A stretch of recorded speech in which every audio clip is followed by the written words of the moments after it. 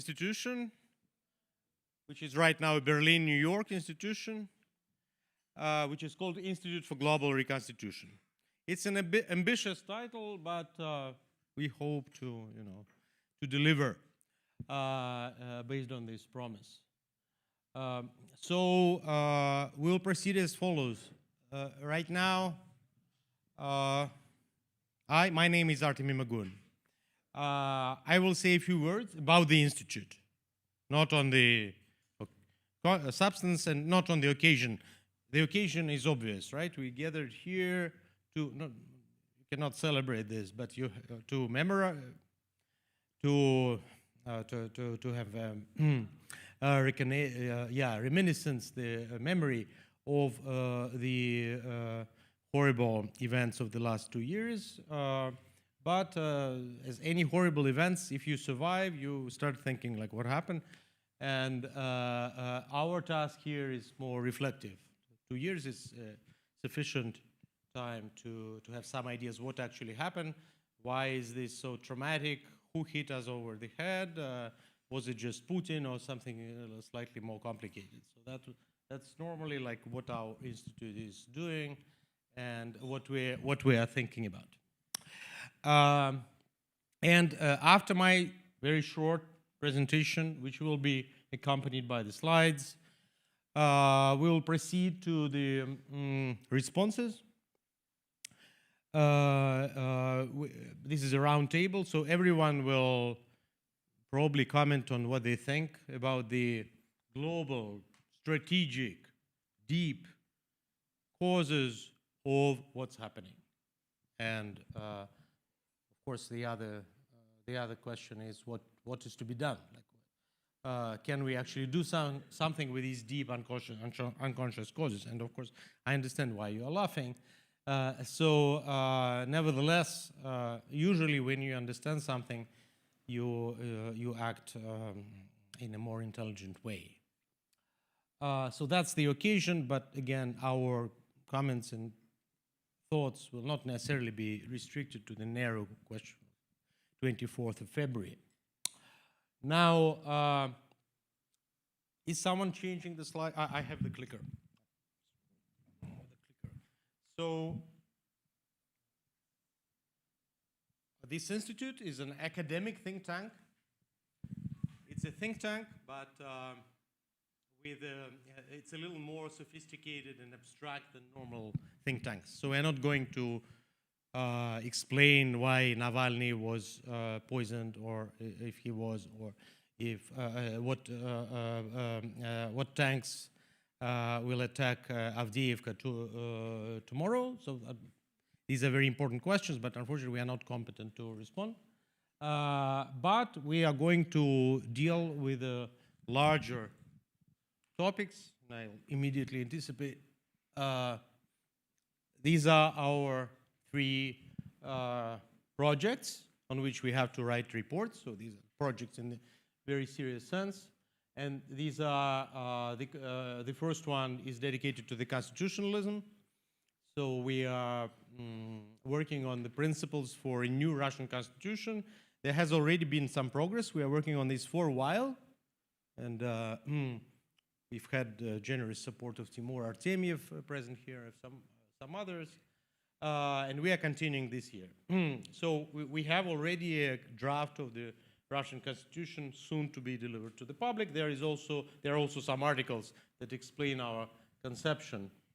The articles come from me and Yevgeny Rosan, who hopefully will join us on the screen. The second project is dedicated to the global political architecture, so it's on international law, international institutions. So we have some colleagues in IR. We, as political theorists and philosophers, also participate, and we want to write a kind of a model global constitution, world constitution, during this year or the coming years. And the third project and the third very important subject is politics of nature and the green future in the light of the Eurasian crisis. So my dear colleagues who are actually located in Berlin will mostly work on this one, and these are our very famous Russian scholars, Russian-speaking scholars. I will introduce them in a second.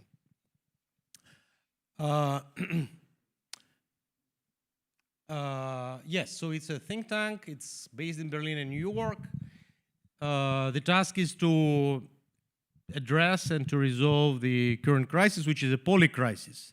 It's not only Russia and Ukraine. You all know that it's a perfect storm because there are several really threatening things going on in here in the Middle East, in America, politically speaking. And there are also the technological and natural crises, which are also quite urgent. Not maybe as urgent as the political one, but also urgent. So we are mostly Russian-speaking in this institute. So naturally, we will have a Schwerpunkt on Eastern Europe and Eurasia, sometimes they call it. But again, the group consists mostly of philosophers and political theorists, so we do not restrict ourselves with the region. As it says here, it's political theory, philosophy, and ecology, three most important points of concentration. Not only we are trying to address the crisis, but our specific take is on the future. So that's also not quite common for think tanks. We mostly work with projects. I mentioned the project of the new Russian Constitution to come, new United Nations to come, and our green team is probably preparing some green deal or Green New Deal to come. Maybe that's not that original, but I'm sure they will find their angle of which they will speak themselves. I'm not a big specialist, I must say. And we, of course, we work together, but we also are affiliated and work with many very important institutions here in Germany and elsewhere. Now, pro domo suo, but I want to tell in this audience that I think that it is kind of important to institutionalize this. We mostly come from, originally, from some Russian schools of thought. With Oksana, we actually worked in one school of thought in the adjacent rooms. With Angelina also we collaborated a lot. Greg and Yevgeny, who will appear on the screen, they were our very close colleagues in Moscow. They worked in Shanenka. No, Yevgeny is from St. Petersburg, sorry. Greg is probably our only Muscovite at the moment. All of the rest is the St. Petersburg group. So Yevgeny worked in RANHIX, it's the State Academy for Political Science, which was very advanced also before the events. And we also worked in Smolny, in St. Petersburg, which is represented here by Philip Fetchen, and is also relocated to Berlin in a large part. So there is a certain, most of you know this, but maybe, I don't know, condolences, but there has already been a very serious relocation of Russian intellectuals to Berlin and to other great cities. I live in New York, but most of them are in Berlin, and maybe these intellectuals will explode one more country. I hope not. But I think that actually they bring a certain perspective that is very valid. Russia has been a laboratory of all sorts of things for the last 20 years, usually bad things. But we saw them coming much earlier than you did. I'm sorry, it's a very dubious honor, I know. Russian intelligentsia, again, has many flaws, but it has some strong sides. One of them is the firm belief in the mission of the West. Again, going usually, not always agreeing with our dear post-colonial and decolonial colleagues in this regard. We are against the Russian imperialism, but we certainly believe that right now it's important to defend the Western heritage, legacy. Again, we think big, and also very importantly, it's very characteristic for the Russian intellectual schools. We try to think affirmatively. We don't like the apocalyptic bad tone to predict that the world will end in a week. I mean, it might end, but we at least should see what we can do. And of course, a very special attitude to the Soviet experience, which we know very well, and usually, at least people present here, we don't have the overall the complete rejection of this period. We rely on the best examples of Soviet Marxism, a lot of achievements of the Soviet Union itself are important for us, even though, of course, we know how they screwed up and basically prepared what's happening now. So again, among our intellectual sources, Marxism plays a large role, but even though not exclusively, and that also includes both Western Marxism and Soviet Marxism. This I already described, so we are planning an event that will be even larger than this one, which will be an actual international conference with long talks, the boring kind. But I have to announce it, it's my job. Don't come if you're bored with long talks, but it's in June, and somewhere here. Don't know yet at what location. Institute right now doesn't have a physical place. We are working on this. It will soon have one. And I represent the associates. Myself, Greg Udin, who I hope will appear on the screen if everything works well. He wanted to come, but unfortunately he couldn't. He's not yet in Berlin. Oksana Timofeyeva, this person here, who is, yeah, that's great, Oksana. Our great philosopher, great Russian philosopher, now great German philosopher. Again, condolences or maybe congratulations. She, as you know, probably you know, works mostly on the philosophy of nature in various kinds. Ilya Kalinin is in Berlin, but unfortunately fell ill. Also an important Russian intellectual working in cultural studies, and also like Oksana and Angelina, researching the environmental issues. Angelina Davidova.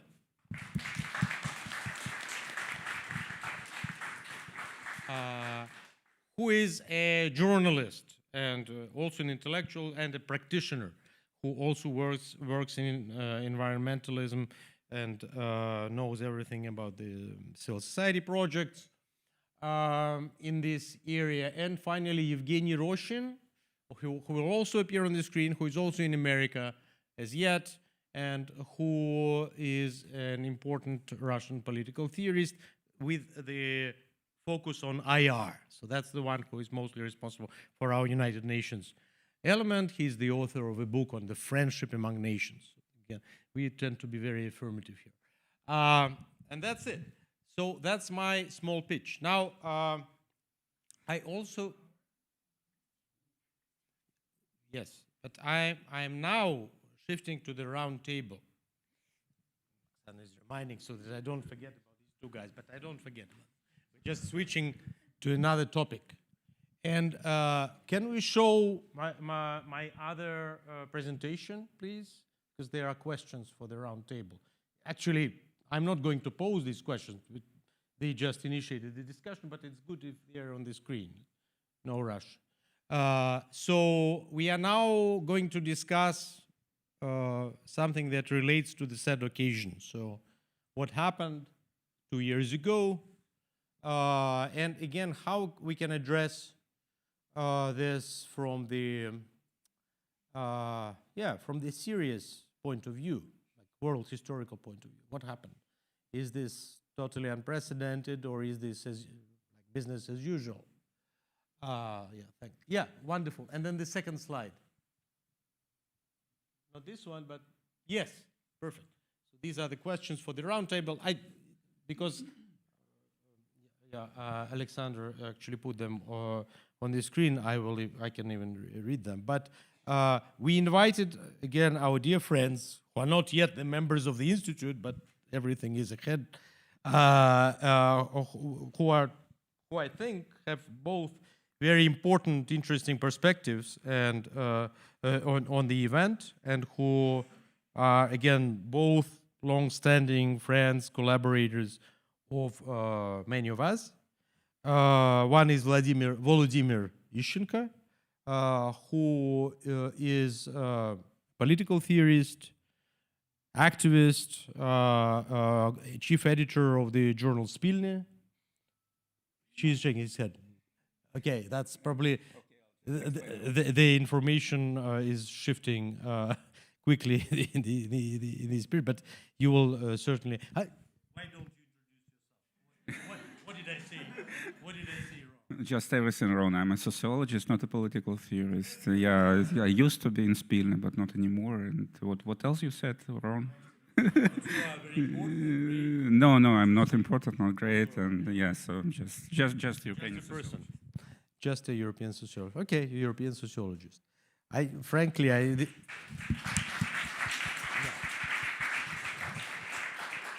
I'm not strong at these disciplinary boundaries. I'm sorry.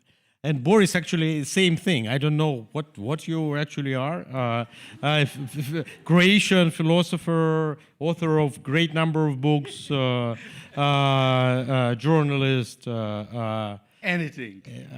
Art theorist. I don't belong, to the group. I come from a different historical also context. As in the army, I was trained to defend Yugoslavia, former Yugoslavia, from the Soviet Warsaw Pact, which is very good, because in the former Yugoslavia there is no actually resentment towards Russia, and this is one of the reasons why I prefer to talk about the war in Ukraine generally with people from former Yugoslavia, intellectuals. It's much easier. Unfortunately, we couldn't provide many people from former Yugoslavia for this roundtable.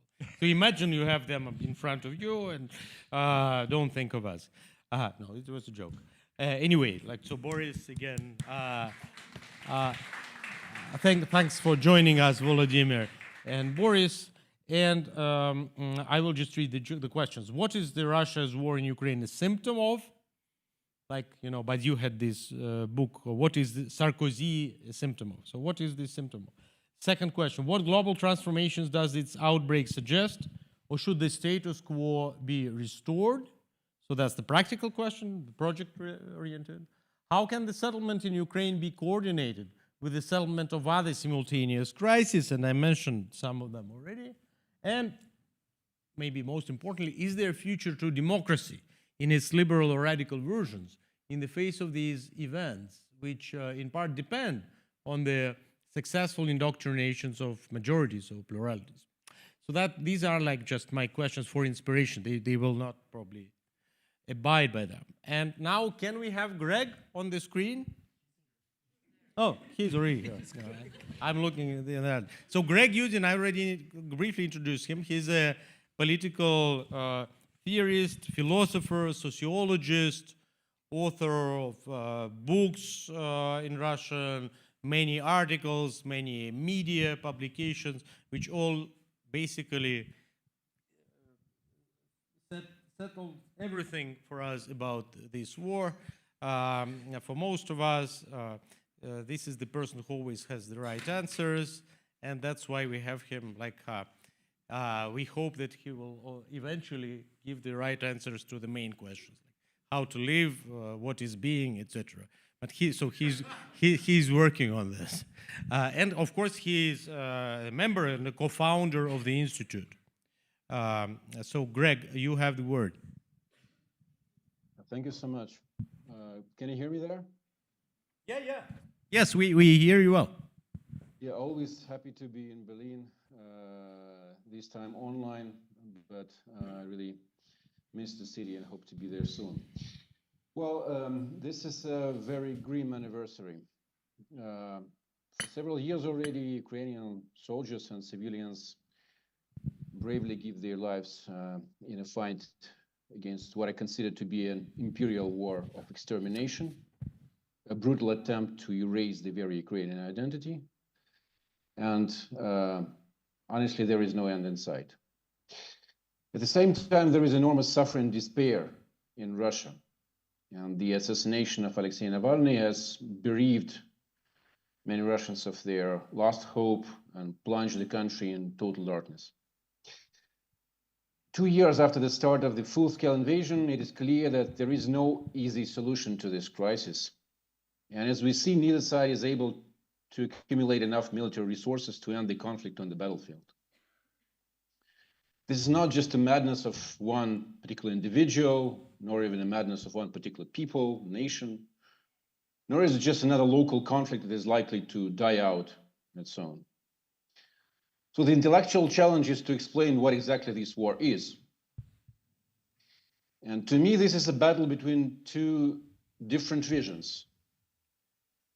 And many people would say in this place that this is a battle between democracy and autocracy, but I actually think that both of those visions are conservative in their essence. Both of them are nostalgic for the past, and they differ in the times they would like to return to. I call them conservative and ultra-conservative.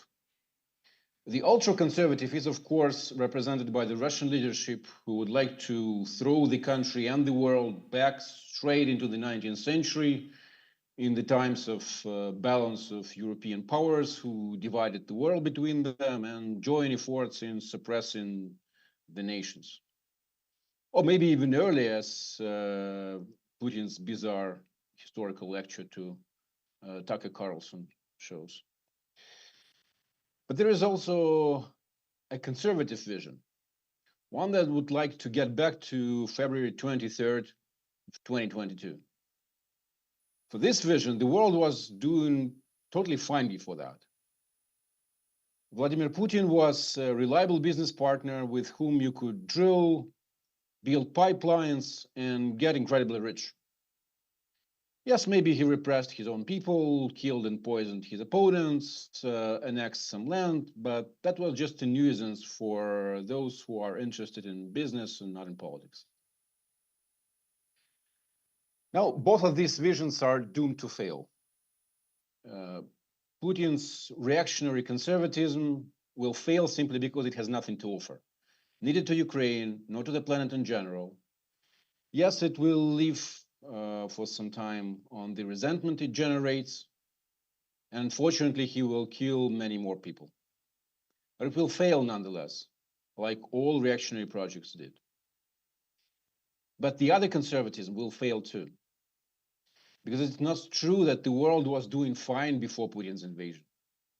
Because the global inequality that has been rising for the last half century has generated enormous resentment, both in global south and global north. Because there is less and less belief that liberal democracy is capable of empowering the people. Or because the climate change presents a challenge that has never been adequately answered, or actually it requires a significant economic and political change. And because the global south will no longer be satisfied with the secondary role in global politics. To me, it means that this crisis will be solved no earlier than there will be not a conservative, but a progressive vision offered. And if there can be anything good in this tragedy, it is that it simply leaves no other option than developing this solution.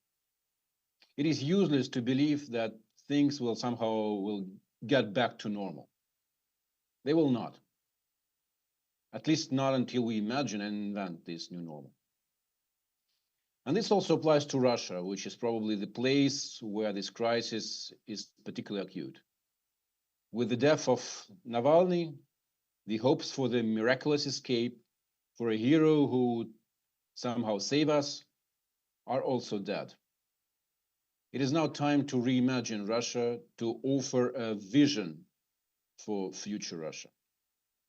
And rather than dreaming of coming back to the 19th century or to 13th century, as Putin does, or to the post-Soviet years, as some people do, the challenge is to develop a new model, the one that would build on the most valuable Russian traditions, but not slavishly attached to the past. So, to sum up, instead of obsession with various versions of the past, the crisis should be a bridge to the future. But in order to get there, we actually need to imagine this future first. And this is what I take to be the intellectual challenge for today and for our institute. And I hope for all of you, we would like to work together with you on this challenge. Thank you.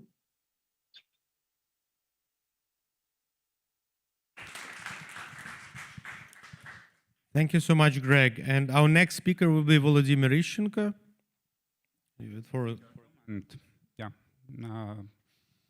I'm really pleased that you invited me to support your launch event, and I really hope for cooperation, because the agenda that you set for the Institute is indeed very, very important. And I used to write and speak about the war in Ukraine a lot, and I've been always trying to emphasize that this war has fundamentally global dimensions. Basically, the war in Ukraine is kind of like a magnifying glass into the large set of the universally relevant problems. Unfortunately, the discussion about Ukraine is quite often goes into very parochial, very particular issues.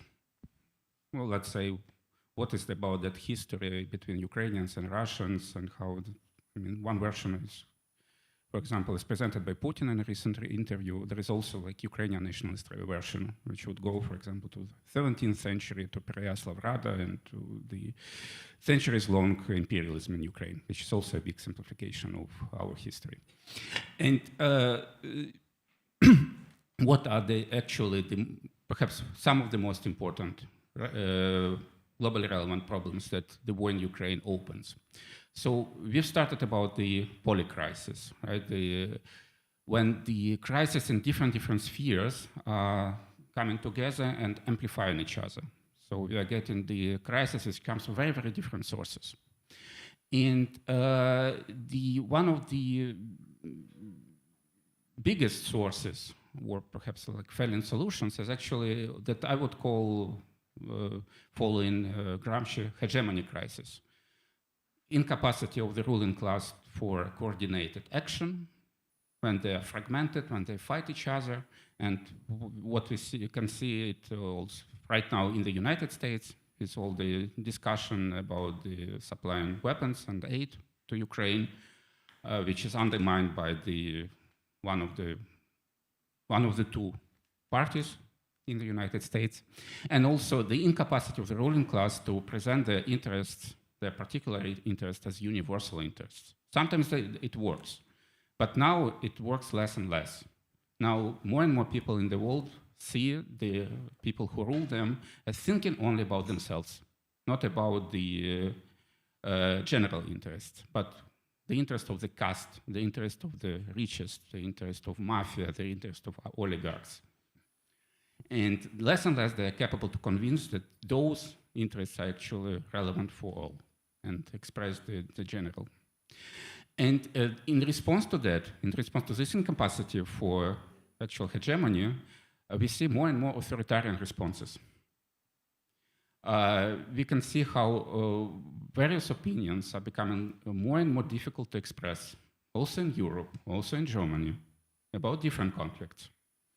And the war in Ukraine could be explained in a very simplistic way as, first of all, the incapacity of the Ukrainian ruling class to proceed with their common interest, to give for Ukraine some alternative development project, alternative to the Western integration. They were incapable for that. They fragmented, discoordinated. The country collapsed to the war. Russia is responding also with coercion, with military violence, fundamentally to the same crisis. They are not capable to proceed with solving their interests in, let's say, in a way of soft power. A lot of people are thinking about how Russia is meddling with the elections, paying to some Russian agents. In fact, we see that actually even in the most neighbor country, perhaps the closest to Russia, that capacity for soft power was actually weak. And that is why they solve their problem in a military way, with a hard power. Right? And what we do when our elites are not capable to rule, and they are proceeding with more and more authoritarian ways. We are discussing, for example, the settlement of the global problems, or how settlement in Ukraine could be coordinated with settlement of the crisis. Well, there's been a lot of discussion that perhaps we would need some overarching security structure, something that would overcome NATO and all some of the parts of that problems that led to the war as well. But historically, such structures were built on some hegemony. The United Nations are fundamentally also the project of the American hegemony as well. And if you think realistically about that, the reconstruction of the world would also require some hegemonic power, perhaps China, or perhaps we need to think about some response from below, a kind of like a revolutionary change of the world. And now we see that the crisis is escalating. The ruling class is responding in more and more authoritarian ways. And actually revolutions are happening a lot. Ukraine has been a country of 3 revolutions in the course of just one generation, in 1990, 2004, and 2014. Not many countries in the world had so much of protests and changes of power. But those revolutions have always left the people dissatisfied with the outcomes. That's why Poroshenko was elected away with massive vote for basically a person without any political experience. And now it actually, we see that it also plays out in the course of the war, in the course of the governing of the country. And if we have this kind of like deficient revolutions, the revolutions that do not fulfill the expectations of the people, can we think about proper revolution, a real revolution, a social revolution that would touch the most fundamental issues of the current crisis? And this is perhaps the most fundamental problem for any of the really progressive, really fundamental solutions for the problems that we are facing now. I'll stop here.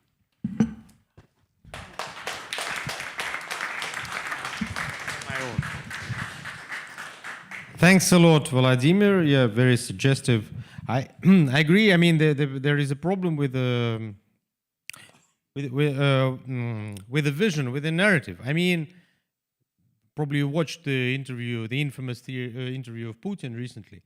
Well, I mean, the guy is telling like nonsense, but for 2 years, for 2 hours, he was like delivering a narrative.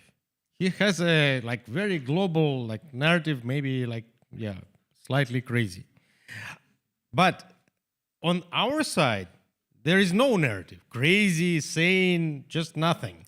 Except that bad people attacked us. This is not a like reasonable narrative.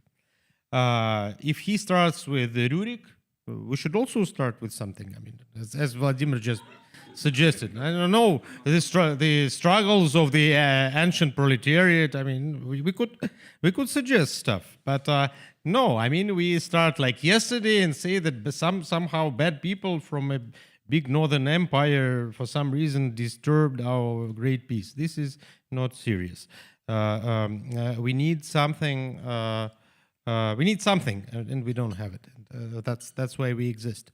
And our next speaker will be Yevgeny Rosan. Again, he's from the formerly from the Russian Presidential Academy of Social Science. I don't even remember how it was called. It was a very long title.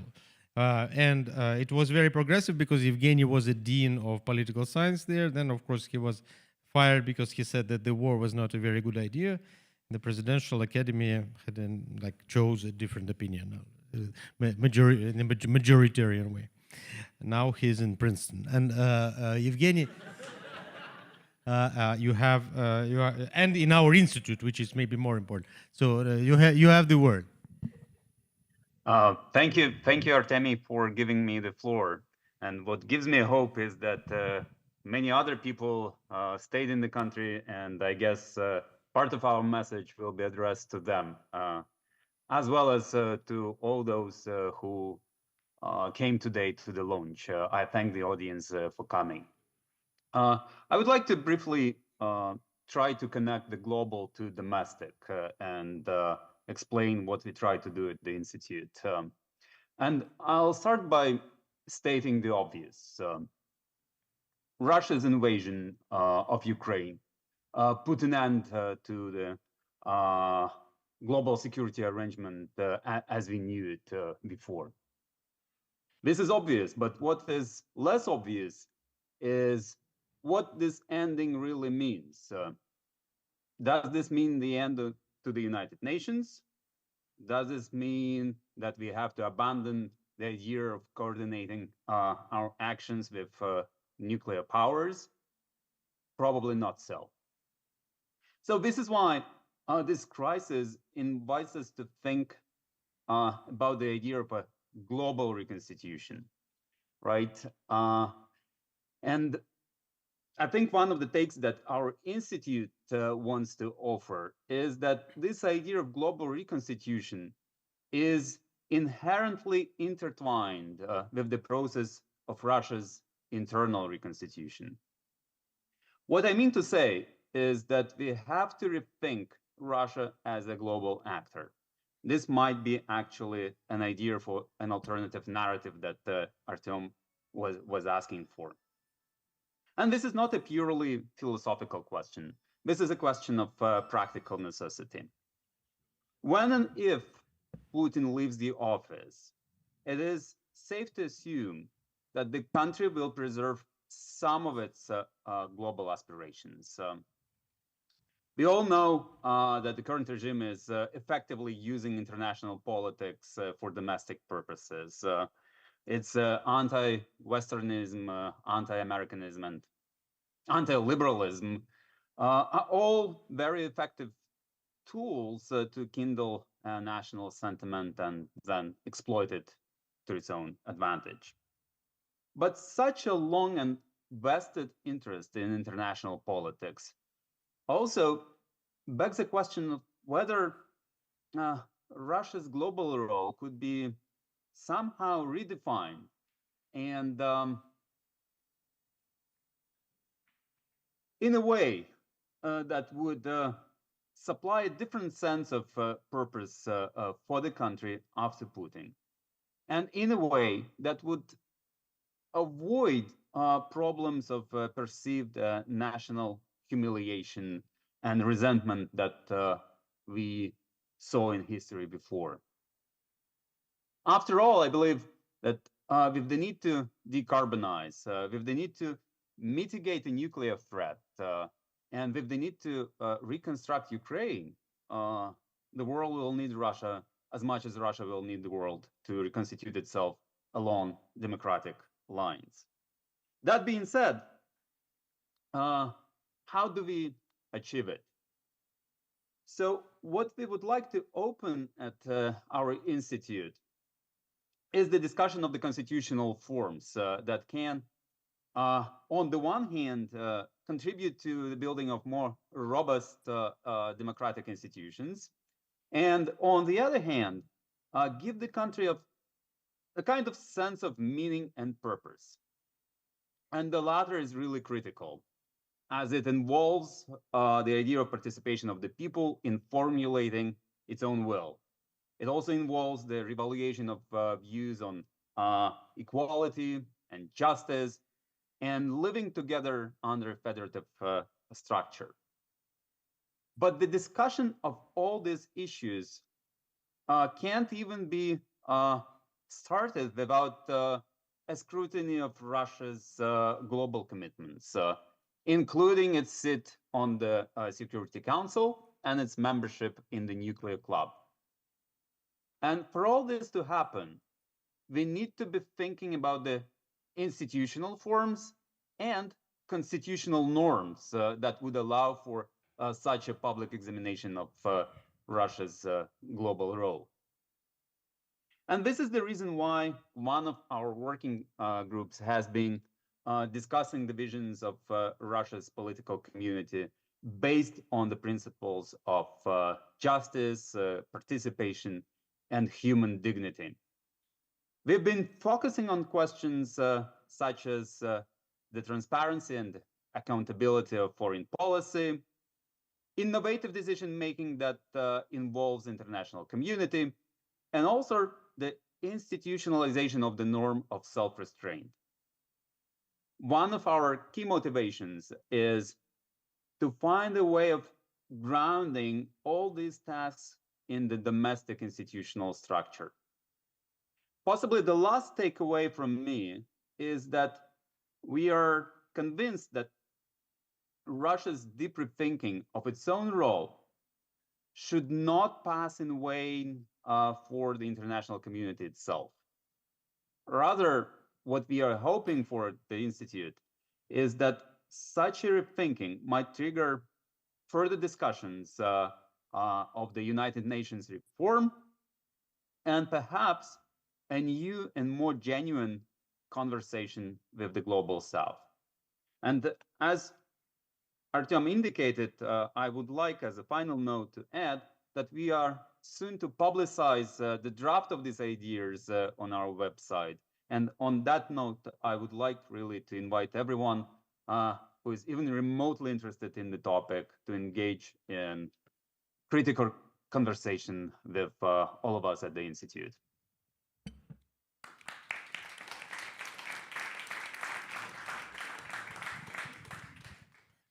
Thanks a lot, Yevgeny. Yevgeny just published an interview on the reform of the United Nations, so he's given some thought to this, and without help, of course. Now, I hope this will appear in English soon, again without help, and you will be reading it in our website. Now, the floor goes to Oksana Timofeeva. I heard that Oksana just now signed a contract for the new book, isn't this true? Yes. Like that? So yes. congratulations. Thank you.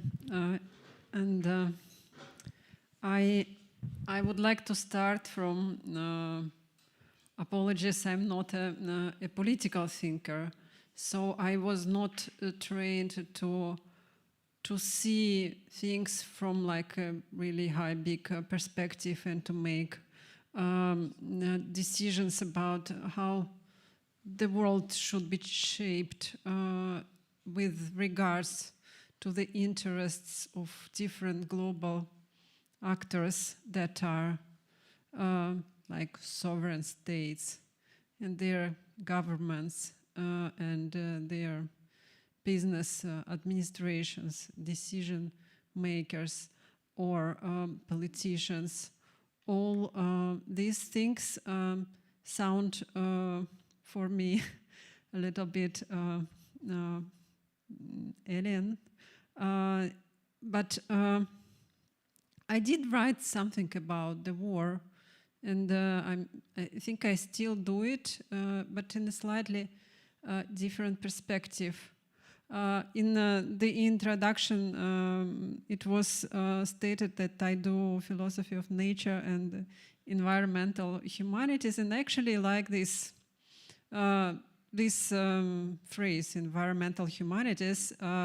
So it's like everything and nothing, but at the same time, it's something really concrete, because on the one hand, we think about humanities, and humanities are now also post-humanities or unhumanities, because the processes that happen to the human are rather, yeah, they have something subversive in them, and the environment is something bigger than what decision makers and it's something deeper than what decision makers and politicians, and especially business administrations, think of them, because the environment is closely connected to our deeper inner selves. So I am actually thinking from this post or non or actually just human or humanist perspective to the situation which we can here call global crisis or whatever. But I actually like this word Artemi used today, apocalypse. So I'm not an apocalyptic thinker, but rather post-apocalyptic. So the good news are that apocalypse already happened, and only then, only when the catastrophe, the apocalypse already happened, we can see who is who, because people keep life keep going, and then people act in this post-apocalyptic situation in like different ways. So you can really see then who is your people, with whom to work on repairing things, on rebuilding, on helping those who need help, on the attempts to manage the post crisis situation. And the essay that just comes to my mind was written by Maurice Blanchot in the 60s. It was called Apocalypse Disappoints. And in this essay, Blanchot criticized the liberal intellectuals of his time for their fear of the atomic bomb. The discussions were very similar to ours in a way, because the atomic threat was comprehended as first and foremost a communist threat coming from the Soviet Union, and this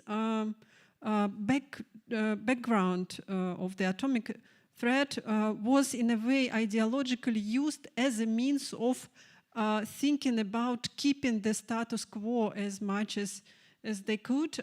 So as a kind of prohibition to think about actually changing something. So it's an excuse to go on without the possibility to change, like to do a certain social radical change, because otherwise there can be, because we have this horizon of the atomic threat. So I think it's relevant. This line of thinking, it's interesting in a way also that humanity that is mentioned there as that which is threatened by the nuclear bomb or something, that humanity doesn't exist. So actually, it still have to be. Constituted, not reconstituted, by constituted, the humanity which would freely decide how to end, how to end itself if it wishes so. We still do not have this kind of humanity. I mean, we do not build it, and our relation to the land, to our treating the land in general as resources, treating humans as resources. So the war is a symptom of that, of treating the land as resources, of treating the neighboring land as resources, people who live there as resources, this resource attitude should be completely reshaped if we want to imagine this new humanity. But it's not, again, it's not this big masculinist geopolitical perspective of reshaping it somehow from above. But I would think about something multiple, minor, more feminist, more from the grounds, more from the animal, from the voices that are weak, that are basically not heard. That would be my probably side observation and contribution to this discussion. Thank you.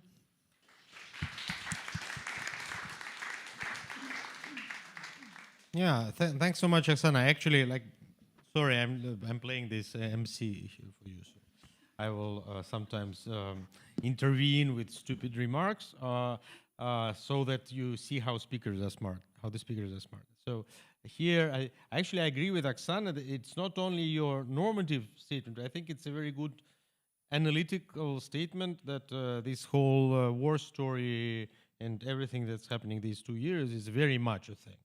Like, even if someone was has never heard about feminism and is not interested in gender, but if you look at this, I mean, this is so obvious. I mean, even some of our great opposition warriors, I mean, they all playing chicken games with each other and are doing this in a very individualist way. So this feminist perspective is very crucial to our subject matter.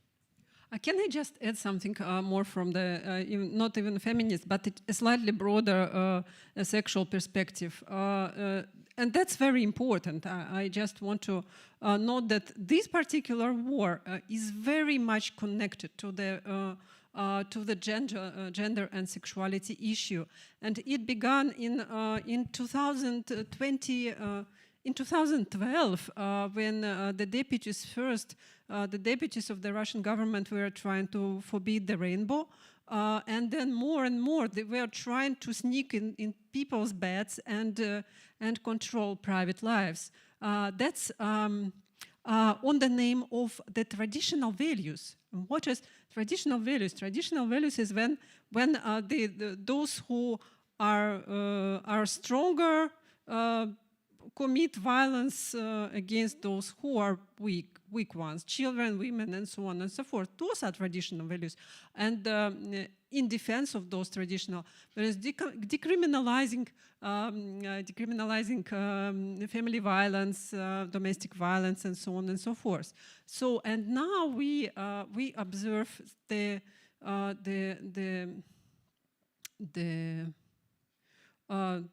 symptoms, not even the symptoms, but what is it when you have already like a culmination of a certain disease, not just like minor symptoms, but when it just like when it goes to this psychotic outbreak. Yeah. Great, thank you. Now Angelina also wants to.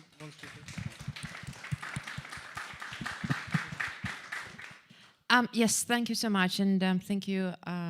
Well, first of all, thank you to Artemy and the colleagues for inviting me to join the Institute as a fellow and also to come here tonight and say a few words.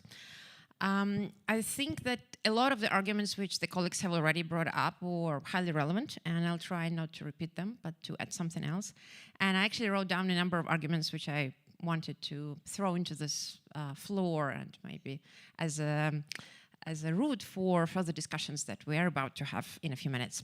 So my argument number one is that I think Greg Uden from the very beginning mentioned that the war has this imperial character. It's also something quite clear that the war is also connected to the whole kind of Russia's economy, which is resource-based, extractivist, whatever you name it, there are many words for it, with deeply rooted inequalities, including regional inequalities. And it's a system which existed for quite a number of years, where revenues from exports, from extraction and exports of mineral resources from raw materials have been used to build up country's military complex and investment into weapons, and resulted also in financial and economic support of the war. And unfortunately, even in spite of the current economic sanctions, we keep seeing that the economic system is quite stable at the moment, and it still exists.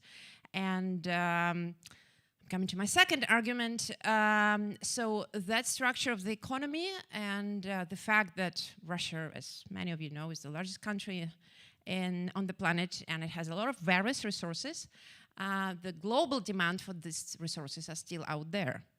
And once again, unfortunately for the current political situation, Russian companies have succeeded in reorienting their exports of these resources to new markets, or at least hiding some of the exports that these resources are still being sold, but then it's not quite clear where they end up.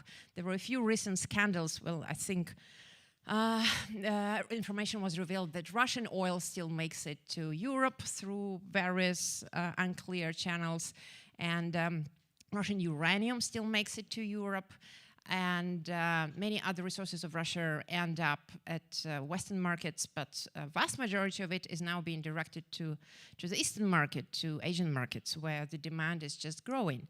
And I think this is also another very important argument. The continuation of my second argument is that Russia is now trying to build up a new coalition of countries. Russia is playing very hard to attract many global South countries to its side through investment, through technologies, through military support. Russia is saying, look, the West is evil, come and join us, we're the new power. Now, luckily, it's not been very successful.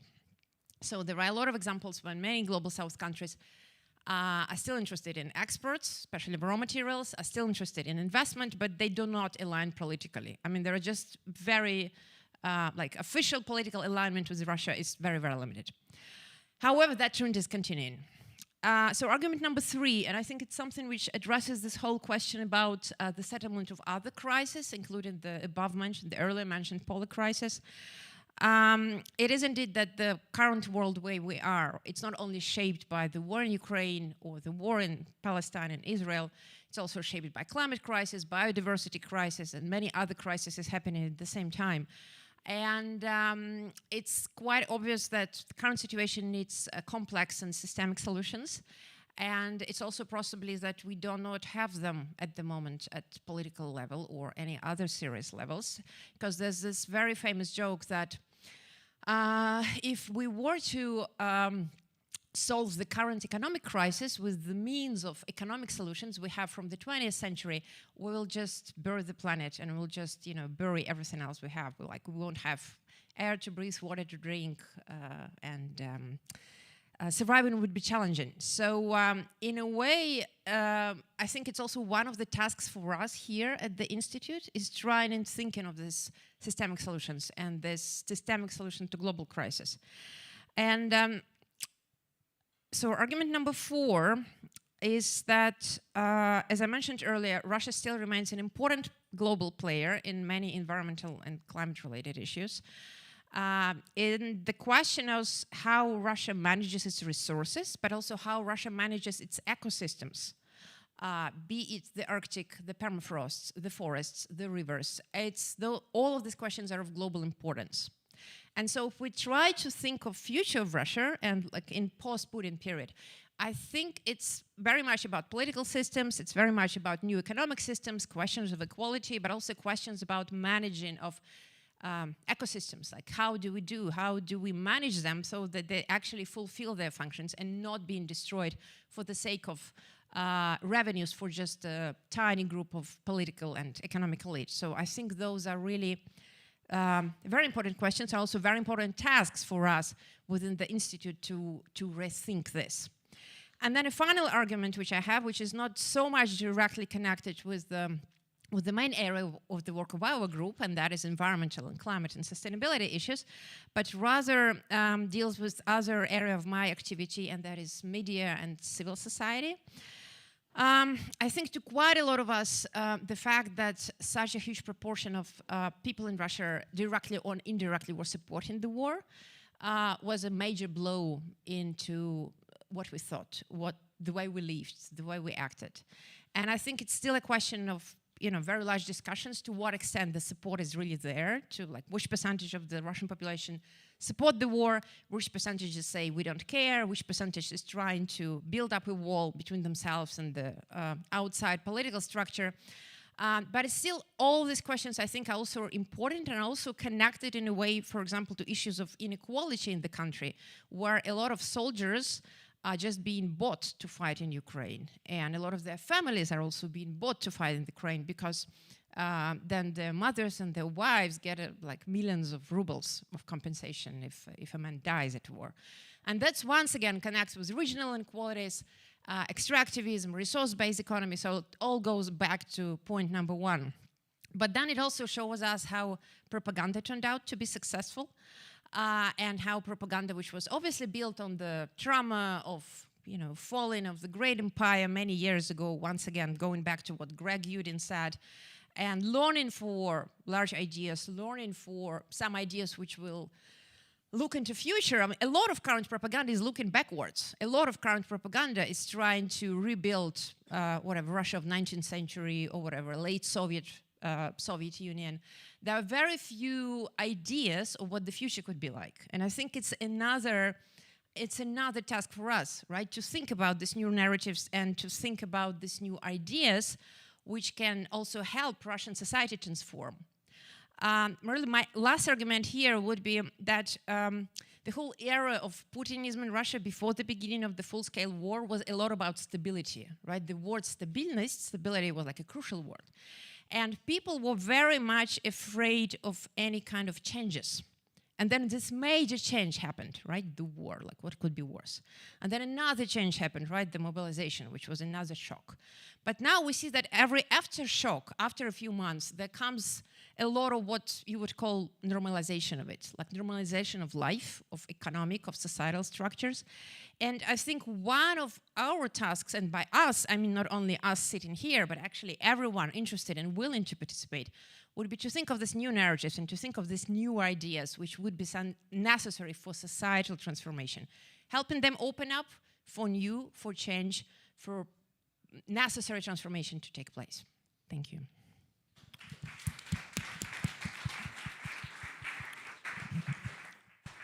Yeah, thanks so much, Angelina. Again, I will just insert that the class aspect of this war between Russia and Ukraine, invasion of Russia, is very important. And many of us, and Vladimir and Greg and me, we wrote about this.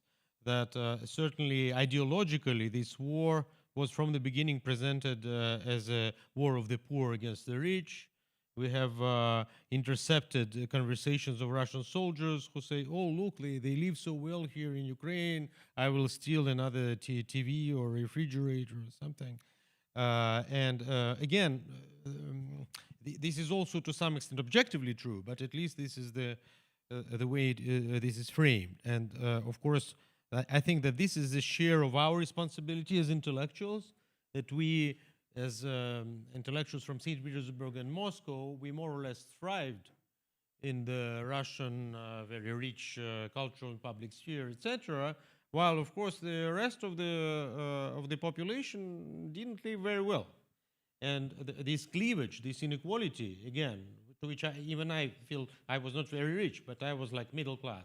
And I feel my complicity. This is part of the reason. Anyway, so the floor finally goes to Boris Buden. I already introduced him. Again, a very important and great Croatian philosopher. I wouldn't and say. Imagine I am Mladen, she is Slavo, etc. So that yes, you feel more comfortable. Yeah, speaking of the schools of thought, it's very much, I'm actually a student of the praxis philosophers from Zagreb. But anyway, I have to say a few words about myself first, because I don't belong to the group, but there is something more. During the 90s, I was engaged for 10 years in a media project of a Croatian anti-war movement, which is very important to say. Why?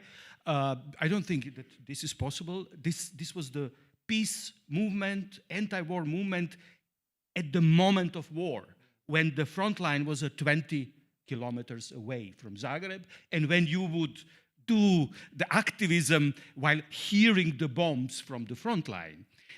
This is something else in comparison, you know, of a peace, anti-war movement in peace.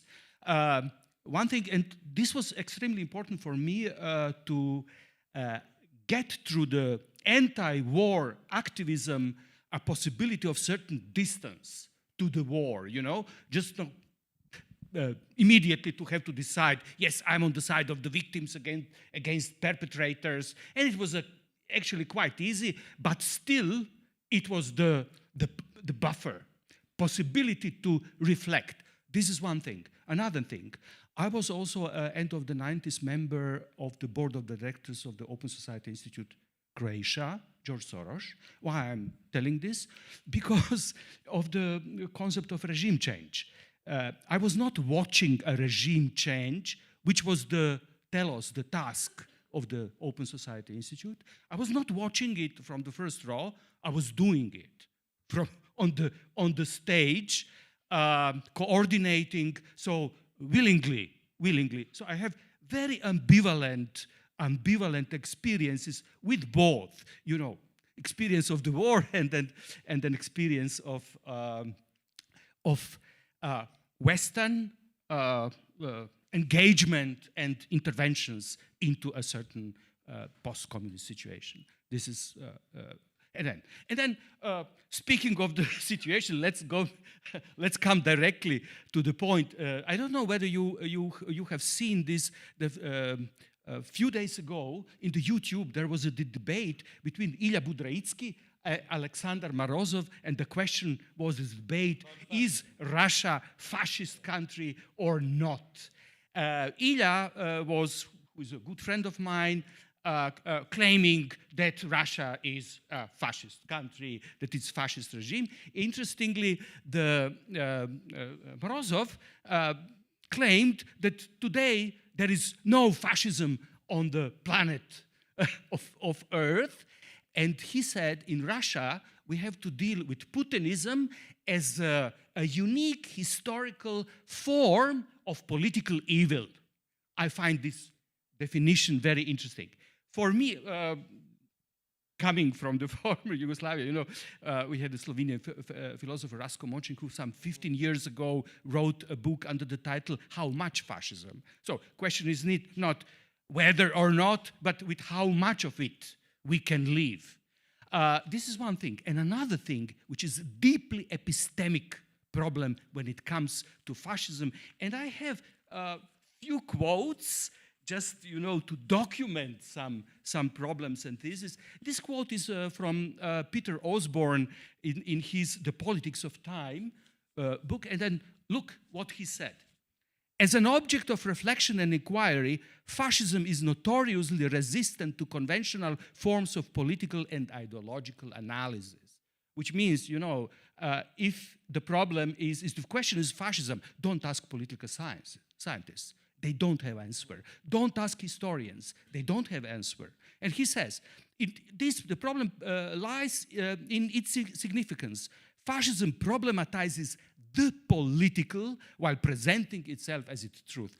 This is the differentiation between the political and politics, which is, you know, crucial. It's Carl Schmitt's Das Politische originally, and then later in the 70s, Claude Lefort in France, and then Nancy, and then Lacoue-Lebard. To put it very, very simple, the level of politics, la politique in French, is the level of, you know, all these discussions, this party, that party. Or, speaking of the Ukrainian war, now, this would be this question, how much $1 billion, who will pay? Shall we Taurus send, or Patriots, or F-16, or shall it be Zaluzhny, or someone else, or shall it be, these are the discussions on war. These are the discussions on war. But this does not suffice. This is a level on which such events can be neither understood, not intervened into. This is my point. The political this is the level of the question, what brings us together? What is the community? What is social? Not that I have already society and then or the global, how political science today makes this impression of total commensurability of the world, with the definitions, autocracy, democracy, rankings, corruption rankings, and so you have this feeling, oh, it's nice, it's like aquarium, you see everything. You see nothing, in fact. And this is this problem and the question, and this is what fascism is about. It is what brings us together, what is the society, what is the base on which, the fundament on which politics takes place.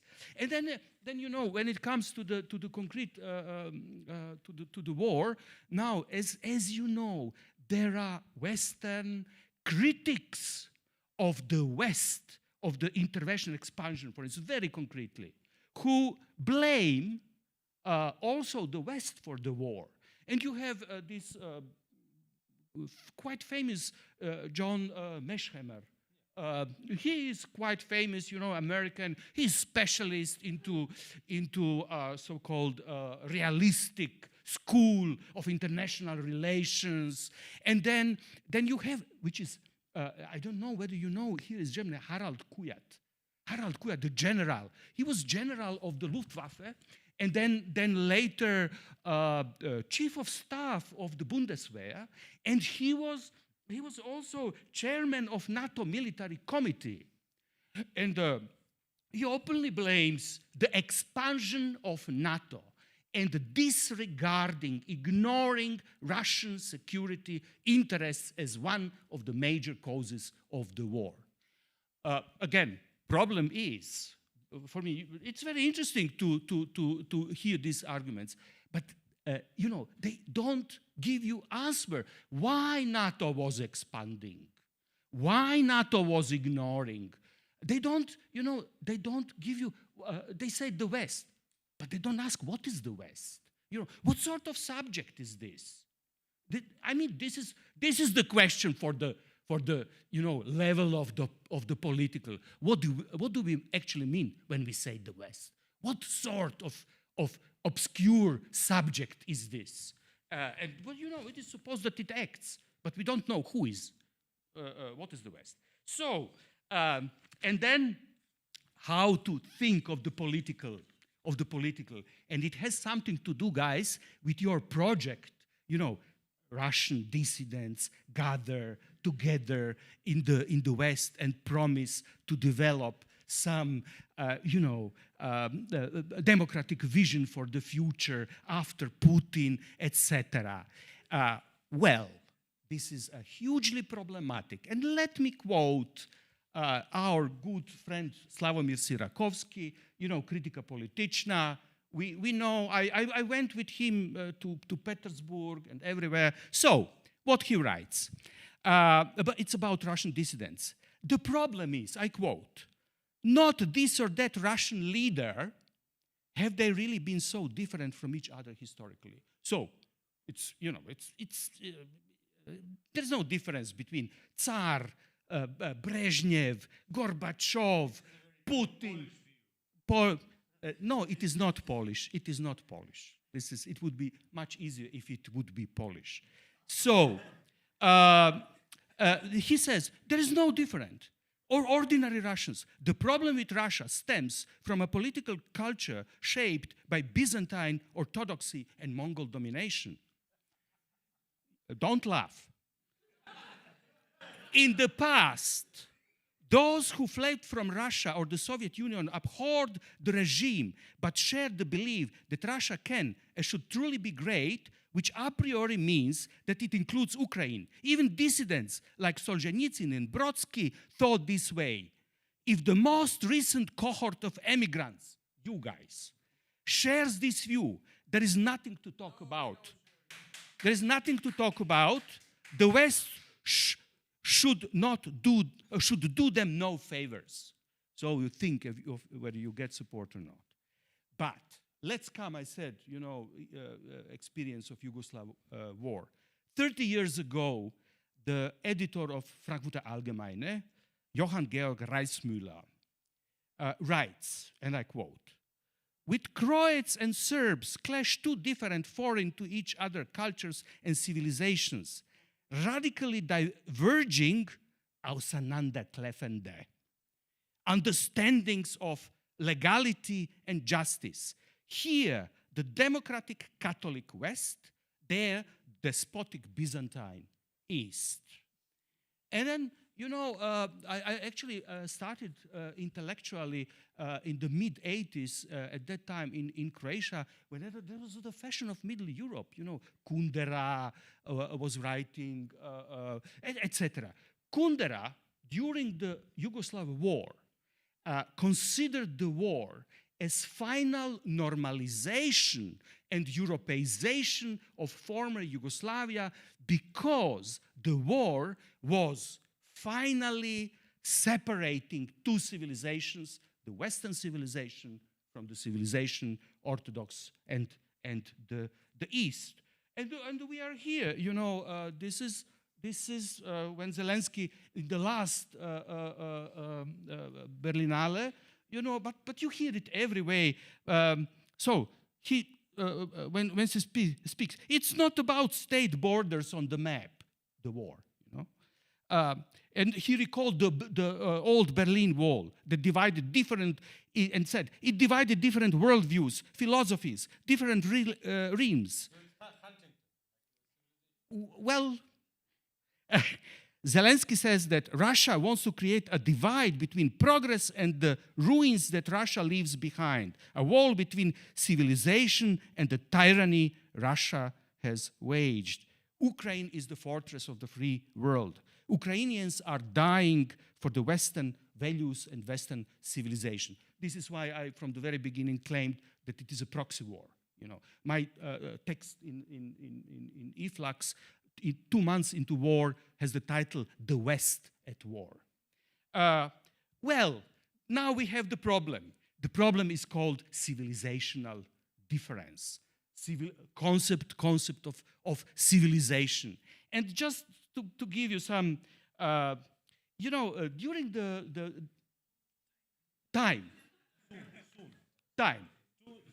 I have too much, but okay, I will cut it. I will cut it for the discussion, and the concept of evil. The concept of evil was actually introduced by Ronald Reagan, 1983, when Soviet Union was evil empire. But then you had this axis of evil, and Morozov thoughts that Russia is evil, etc., etc. But let me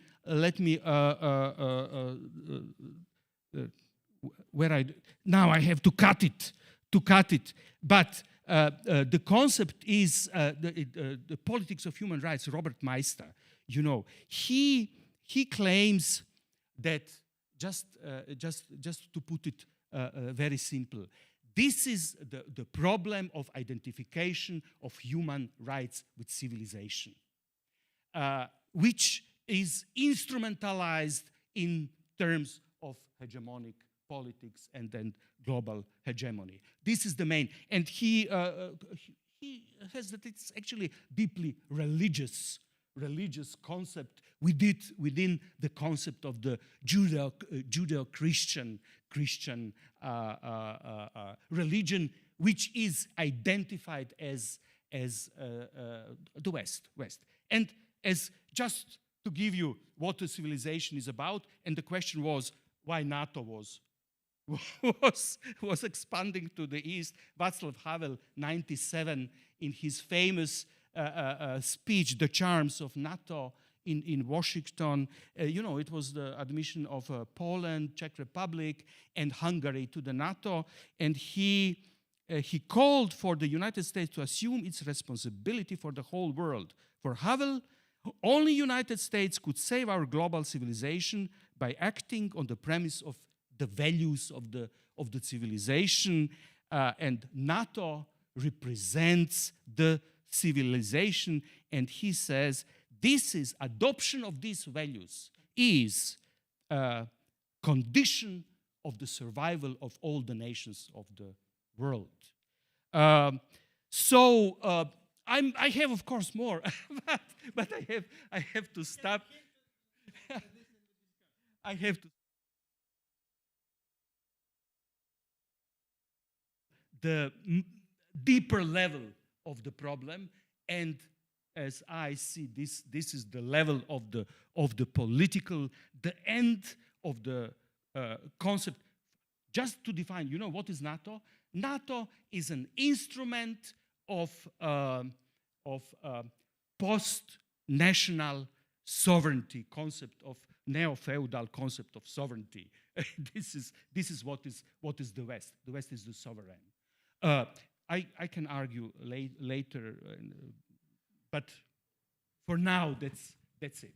We'll return to this. Thank you. This was very passionate, and I'm not sure I understood everything, but we'll return to this. But after such an eloquent talk, I wanted to skip my presentation, but I'm sorry, I have, because it's directly relevant to what Boris said. Sasha, can you please? I have one slide. Like it's like really, it will be very short presentation, but it's very dense. So, yeah, but like you read this and you immediately understand everything. So I think that this war happened at the intersection of three main contradictions, because it is a dialectical process, and the war was the result of these contradictions. That explains its intensity, because the situation is contradictory, and both sides honestly don't understand why the other side attacks them, what the problem is, because they rely on the principles that are opposite to the other side, but at the same time, both principles work at the same time.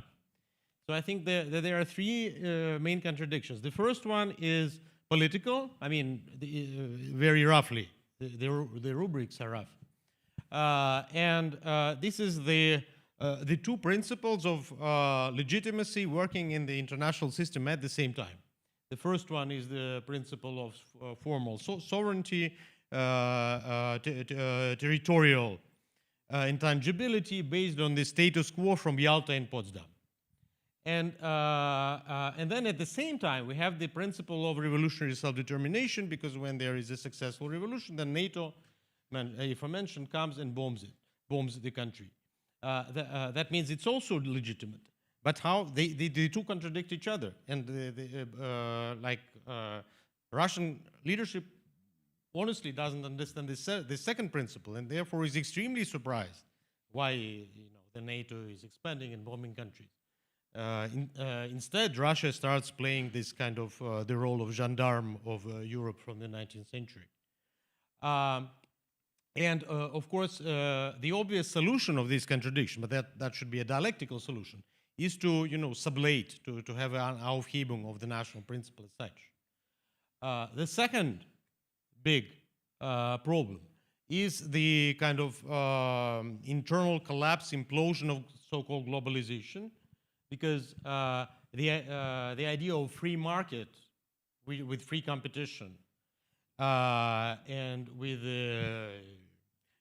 international macro global value chains, etc., has ultimately stumbled with the objective division of labor.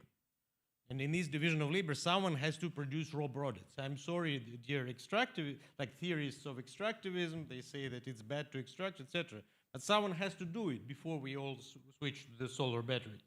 And it so happened that Russia and some other countries are raw resources providers. It's not, in principle, it's kind of not their fault. But because they hold this position in the division of labor, they are subaltern in the economy, and eventually they figured out that it would be better to partially drop out of the international global system and to lean to a new mercantilism. And then the big producing empires also switched to the new mercantilism in the current situation. We have the global turn, but it is a dialectical turn. It's all still based on the idea of competition, international competition. But the international competition takes the form of mercantilism. So look, like there was this formal element in the first contradiction. The sovereignty is the formal principle, and the idea of an actual nation, actual ethnicity liberating themselves from the other is substantive, it's not formal. So it's the contradiction between form and substance. Same here. We actually have the, again, in economy, the deep internal contradiction between the formal and the substantive production and the nature of economy. So because of this, I mean, that's the war of civilization in truth, not in fantasies. And the third contradiction, it has to do with, again, with fascism that Boris mentioned, that Ilya Budraitskis nicely writes about. The historical contradiction is brings us like 40 years back into the moments of the end of the Cold War and the collapse of socialism. Because there, obviously, this was some kind of contradiction. It's the internal contradiction of modernity between the socialist and capitalist organization of production. But the West has kind of married the two. That's why I like the West. While Soviet Union was seen, and probably rightly, as going to one of the extremes. As a result, they demolished socialism. And not only in Soviet Union, then across the world, there was the neoliberal wave, which was the same, went with the same ideology, the anti-socialist, which is the regressive historical trend. The idea was quite explicitly to go back before 1917, to go back before Keynes, I don't know, to Adam Smith and what. And that's why there was, since the 80s, a very strong regressive trend, historical regression. And here I coincide with the Frankfurt School. I mean, they also explain Nazism, fascism, by the psychological regression, or they also quoted Hegel, because Hegel kind of gives us tools to explain regression, I think. Schelling also. So it's all like very theoretically clear why this happens, but that's what fascism is. And I do think that it's kind of a fascism of sorts, because the structure is the same. It's the structure of psychological, historical, political regression. And this is, again, in a sense, the encounter of the abstraction, formal progress, etc., and the constant return to something, to the core, to the basic. You know, Schelling, again, gives us tools to think that. You go back to some monstrous, informal, formless level in the being. And that goes against the nicely formed culture. That's what is happening. It's really, again, the internal contradiction between the form and the substance. And this is really serious. Again, we have to think here how to overcome this. That was my pitch. Now, finally, I open up, and maybe those of you who are so kind to stay with us, can, like, you deserve the right to give a long speech and to refute everything we said.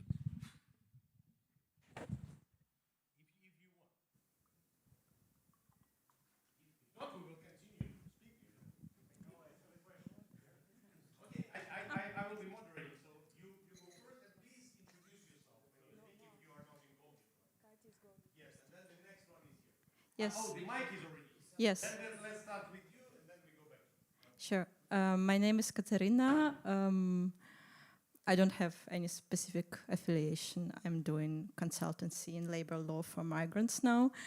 As far as I have a micro now, I'll pose a comment and not a question, and rather probably conservative comment, because despite I do think about myself as a leftist, I also have a problem with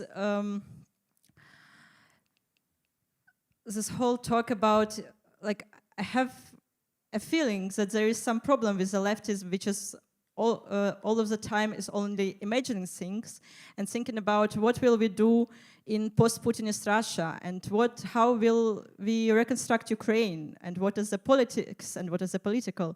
And my question is, like, what do we do to stop destroying Ukraine, and what we do with real existing Putinist regime right now. And I don't know what Boris Buden was doing in the 90s. It's something like I will probably look up after that. But I have a feeling like we have to do something with things and speak about the things which are happening right now. And I would much rather talk about the politics and whether we should send Taurus to Ukraine or not, or whether we are sending to Ukraine 100 tanks or 300 tanks or 500 tanks, than talking about what is existential is the West and what is existential is the East, and this kind of questions. Because in my opinion, these are the questions of which show us whether left is capable to pose and answers to some of really burning questions of our time, or are we just imagining things and thinking everything will turn out great. I don't feel as that everything will turn out great. And yeah, I would like to have a revolution which will be a stop crane, as Walter Benjamin said, on the train which is going to abyss. But I don't feel we are having such kind of revolution. So maybe, yeah, we also think about much more practical things. Thank you. Thank you so much. Even though you don't see our participants from New York, they are actually with us, and I think they would be best placed to respond to you. They are coming. Yeah, Greg, did you hear the question? Can you maybe make a comment on this? Yeah, thank you. Well, first of all, I wholly agree with you that for the global left, this war is actually probably even a larger challenge than for the rest. Well, obviously, because the left quickly falls back on the comfortable position of a plague on both your houses. We don't like either of the sides, and therefore we just stay complacent. Which basically makes the left politically irrelevant, impotent and irrelevant. So I think that is fair enough. And the discussion about the arms deliveries is a timely discussion. What, however, we should keep in mind at the same time is that well, the war is going on for 2 years, and we just have to admit that no amount of Taurus is likely to end this crisis. Well, if there is any hope left that the delivery of Taurus will actually tilt the situation in the battlefield one side, well, probably it is worth trying. It is, however, as far as I'm concerned, extremely unlikely that it is going to happen. So for that reason, there is an issue or a challenge of creating an attractive image of a future that would actually move the actors in Russia or elsewhere to do things that they are not willing to do now. And that, I think, is a huge task for political left, but also for the intellectuals. So to sum it up, I don't think these are mutually exclusive tasks, but those are just tasks that both should be solved, and both should be solved in the short term. Yeah, I would say, again, it's not the task of our group, really. It doesn't take like 7 PhDs to answer this question. I think it's the question of like judgment of moral position of someone. But yes, I mean, I agree with Greg. Yes, sell arms, save the situation, and propose a solution. This war will end with a certain settlement. I mean, how else? I mean, hopefully not, and we all hope not with the defeat of one side, because we know what side it would be. There must be a settlement, and this settlement should be proposed together with a sale of strong and powerful arms. That's my personal position. Maybe not everyone shares. Something, you know, this pressure. Let's do something. But first, it's the logic of escalation, and we are helpless towards this logic. And you know, we will in November this year sit and watch the whole night long, waiting for how few thousand voters in the so-called swinging states in the United States, how they will decide. And think of people in Ukraine, how they will be shaking in their chairs. But the point is, I mean, do you feel this inequality that some people can decide over death and life, our death and life, and fate of the whole nations, millions of people, while we cannot decide anything. You know, I come from a little small Croatia, and there is no illusion about who is the sovereign, who has the power, and who decides whether Croatia will be tomorrow in war with China. I mean, this is possible.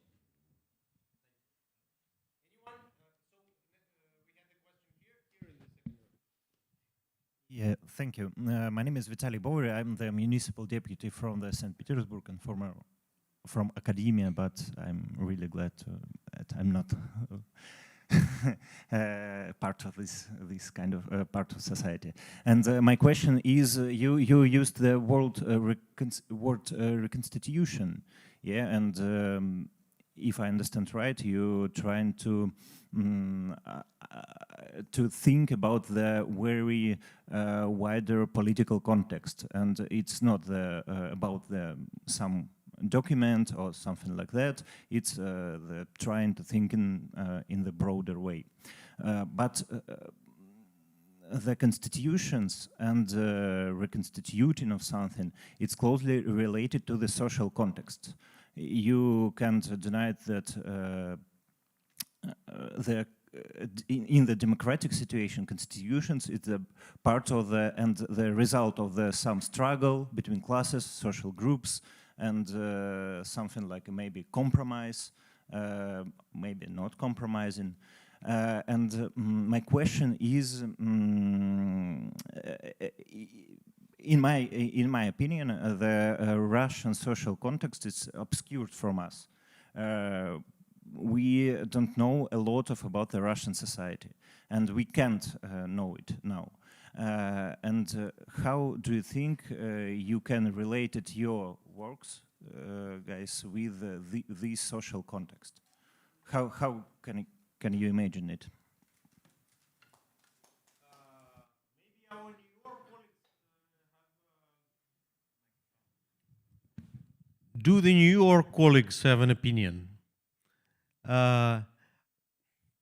While they are thinking, I would say that any constitution kind of empowers the poor to some extent, a good constitution, a democratic constitution. So at least that would be a chance to promote some equalization if they actually have a voice. However, I mean, the tragedy of the 90s in Russia was that the poor did get a voice, and they spoke out in favor of the conservative solutions. So here the task is to create a democratic and genuinely democratic constitution that would also have the masses as kind of stakeholders, as those genuinely interested in the system. I think this is doable, and we also have similar experimentations going in Latin America right now. Certainly, what we already wrote, you will soon be able to read it, it's not an orthodox constitution. It's much more shifted towards the democratic side. Actually, something close to you. We want to really reinforce the factor of the municipal self-government.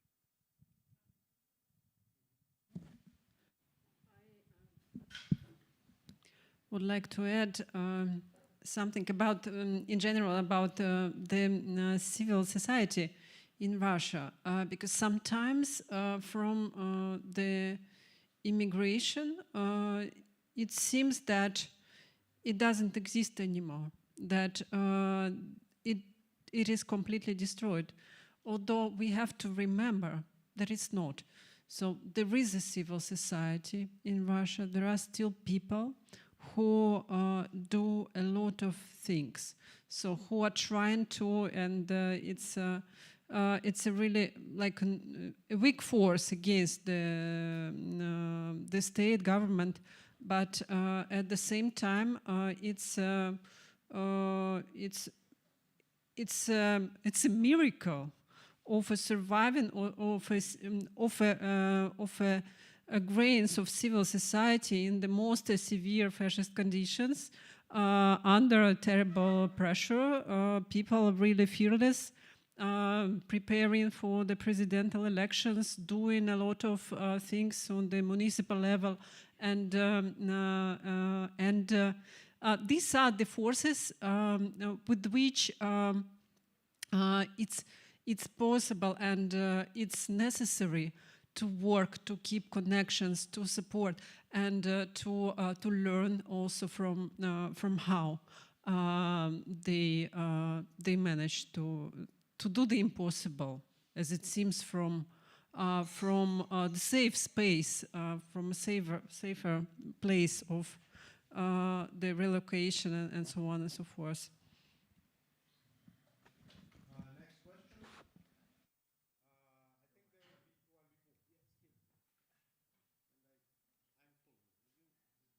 Hello, my name is Natasha. I'm an anthropologist from Russia, and I have a question for Vladimir. And are you agree with the argument posed by Boris that the war in Ukraine is the proxy war?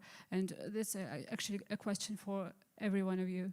And because me personally, I find this argument terribly flawed, because it denies the subjectivity of Ukrainians and their revolutionary action back into 2014, and it's pretty much shares the narrative that Putin actually tried to,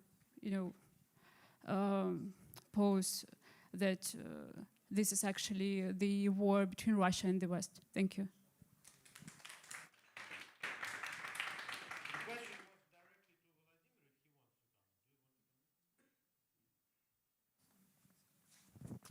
Well, I have more problems with the concept of subjectivity, to start with. Sorry. Yeah, because that's a hugely abused concept. And, well, to an extent, I agree that the proxy war narrative is abused by Putin, because that's kind of like serves to legitimate what he does. That's true. The concept of subjectivity of Ukrainians who just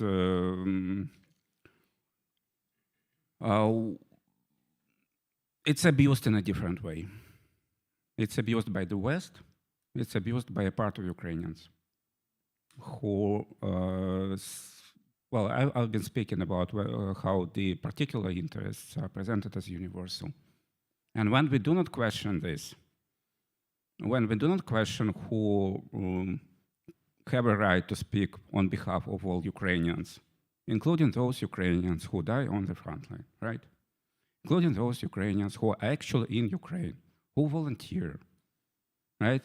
Including those Ukrainians who escaped the conscription through the borders, die on the borders, in the rivers, sometimes shot, including those Ukrainians who refuged in the European Union, and also those who refuged in Russia for different reasons.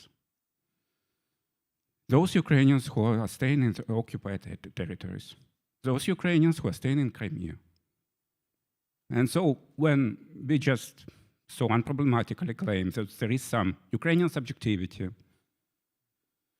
that's even speaking about the responsibility of the West, of the role of the West in this war, is somehow kind of like denying. Well, I have problems on a more deeper level with this whole discussion as a Ukrainian.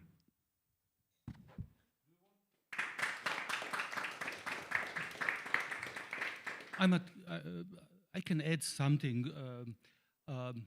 If the so-called international law would be a reality, which means territorial integrity and sovereignty of a nation states, we could have thought about subjectivity of Ukraine.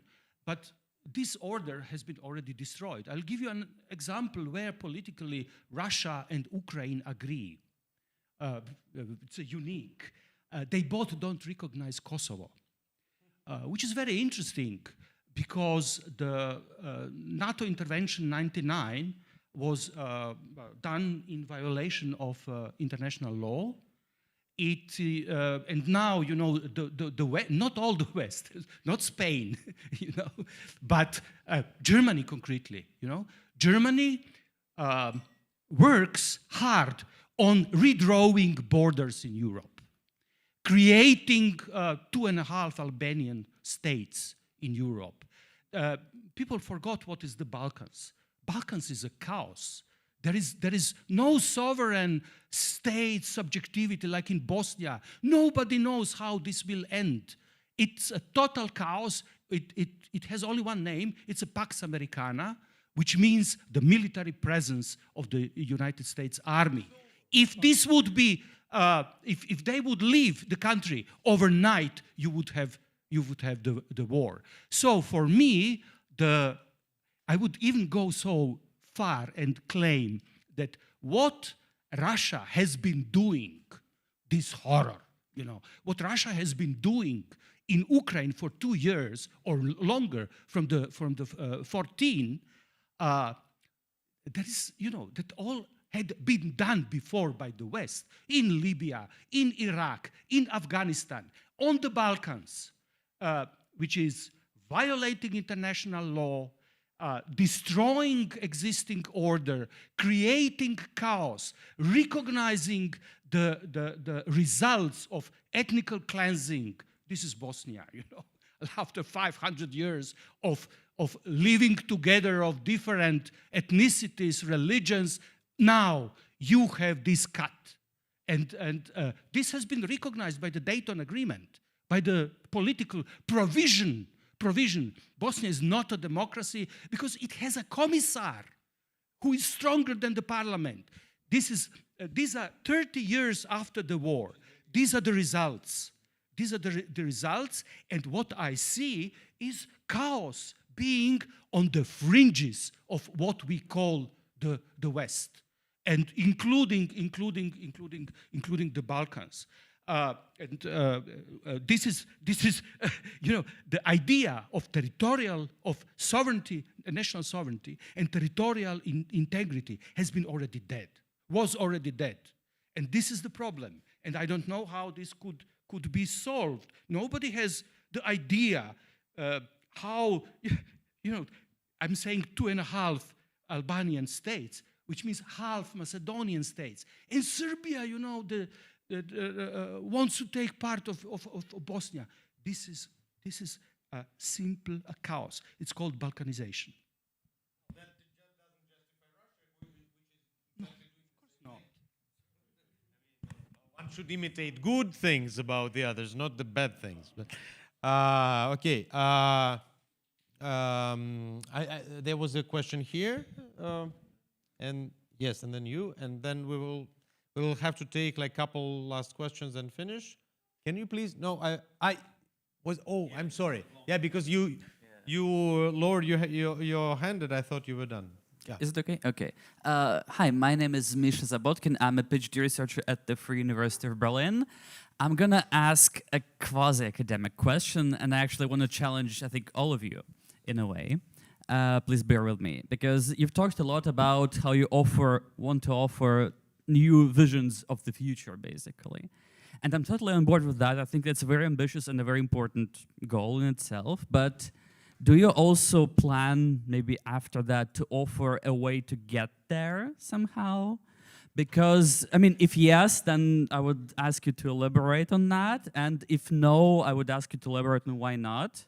Because, and here's the challenging part, I actually don't agree that, at least for the two questions where I have a bit of expertise as a political scientist, so the democracy models and the global order, I don't agree that we don't have enough models offered in the intellectual circles, even on the left, even in the West. I mean, there are dozens of project reforms of the Security Council, of the whole UN system, of the Parliamentary Assembly, etc. There are dozens of models of radical democracy. I mean, you might argue that they are pretty shitty projects, if I'm putting this in non-academic terms, and I would agree with that. But the problem is not that they don't look good on paper. Some of them, I think, do. The problem is that they can't be implemented, right? You can't reform the Security Council because you won't get the agreement of the five different members. And this is then the question. How do we deal with that? I mean, projects are good, utopias are good, but if they are not achievable, like even hypothetically, then what's the point? Yeah, no, that's a very simple question to answer. We obviously think that there will be very soon a moment when these projects will be in high demand, because such projects become in big demand when there is an end of the war, collapse of a country, a huge international crisis with, unfortunately with casualties, etc., a new pandemic. Wait 5-6 years. I mean, come on. We observed the situation in Russia in the 90s. Suddenly, they needed a project of a constitution. There were no projects of, there were, as you say, there were some, but they were very bad because no one really was prepared. So we want to be prepared. Of course, such things don't happen every day. Usually you just like write this, and then suddenly, there are like 100 politicians running around and asking for a constitution. Okay, we probably collect the remaining questions, which will be you, and then 2 questions there, and the 4th question there. But please be concise, otherwise you will rest without wine. Give the microphone here. Yeah.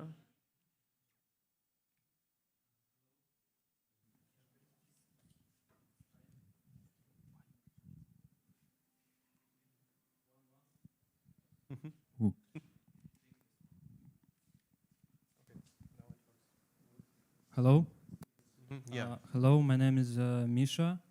I'm from Russia, and I'm a refugee. And I don't have any finished education or profession. I'm just learning German to integrate here. So I feel a little pressure on myself, but it's okay. My question is, on one hand, very simple, like what can we do? On the other hand, I want to clarify some moments. So I like that you discussing here about the visions of the future, what should it be and how. And Boris also said something that we can also we can only observe right now. We cannot participate and affect on the situation, right? So I just want to make some thinking experimental, like what if we are not so limited of what we can do? What if we are not so helpless? And if yes, then what can we do and by which means?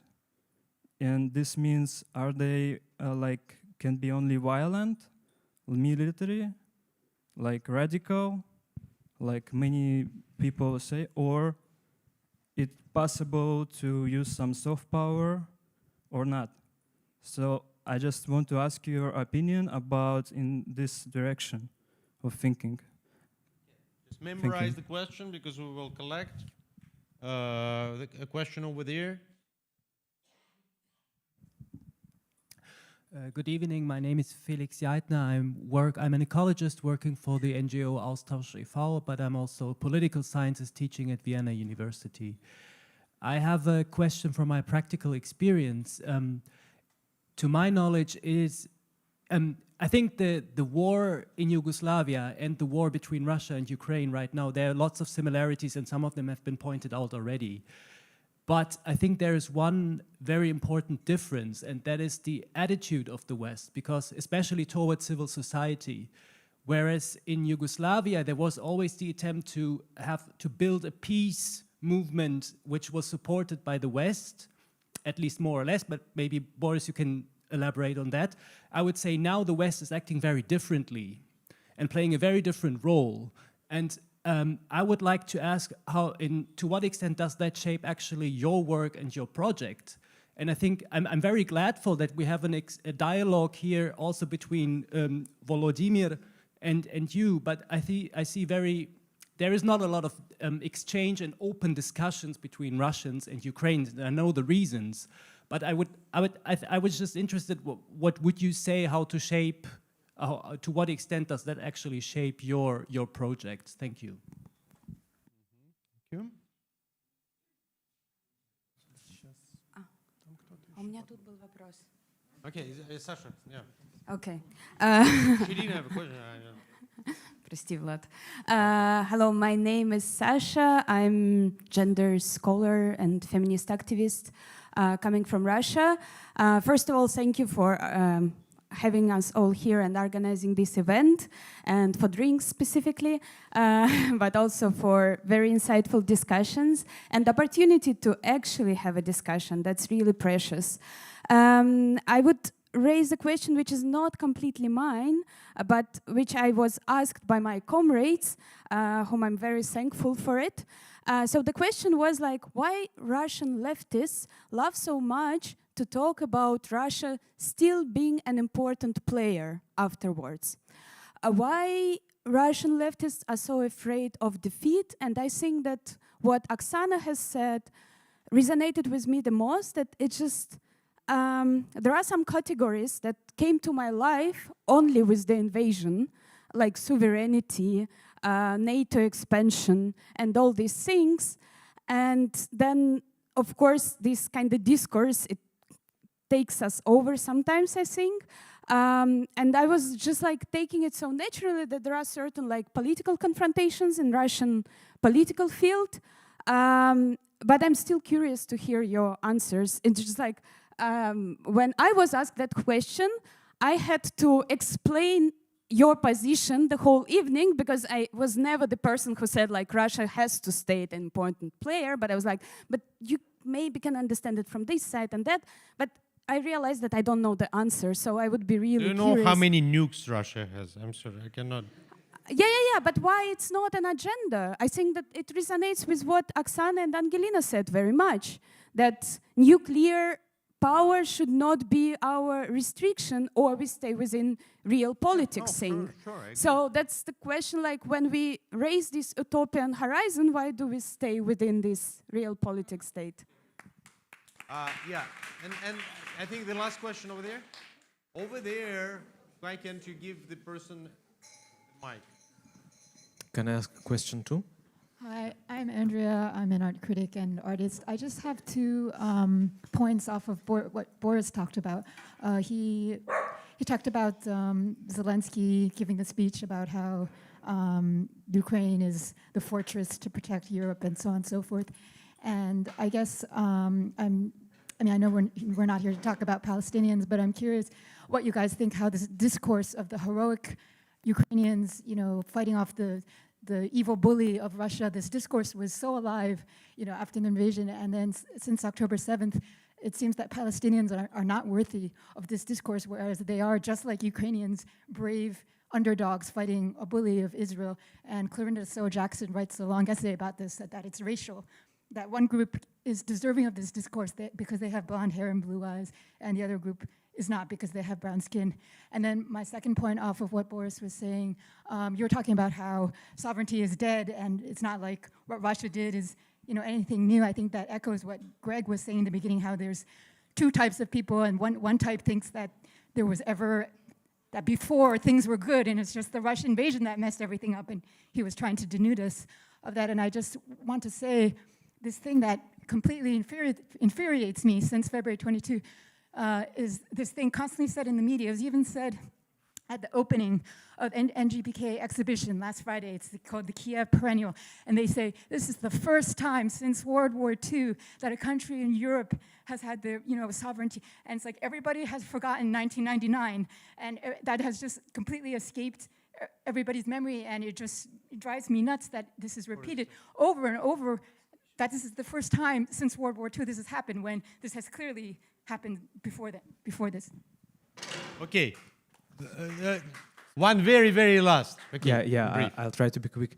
I mean, if I'm Vladislav and I'm a researcher with Public Sociology Laboratory, I want to ask, if we are already on that stage where we have developed these ideas, right?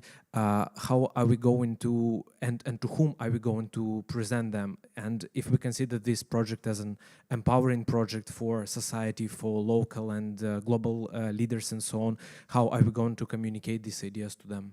Thanks so much. Now, maybe we start again with our virtual friends there. If they're still with us. No, they are not. The virtual friends devirtualized again. Too bad. Okay, let's. Who wants to? Yeah, let's all address something if you want. Yeah, real friend. Right. So thank you so much for all of the questions. I'll actually thought I'll pick up a few and maybe merge them. I'd like to start with the following. I think quite a lot of questions were about how we're going to put all these ideas into practice, and also what we think of various scenarios like military, non-military. I'd like to start with the following statement, and it's probably one of the statements which should have been said at the beginning, is that our scope of activity and our scope or possibility of what we can do is limited, as of everyone else probably in this room.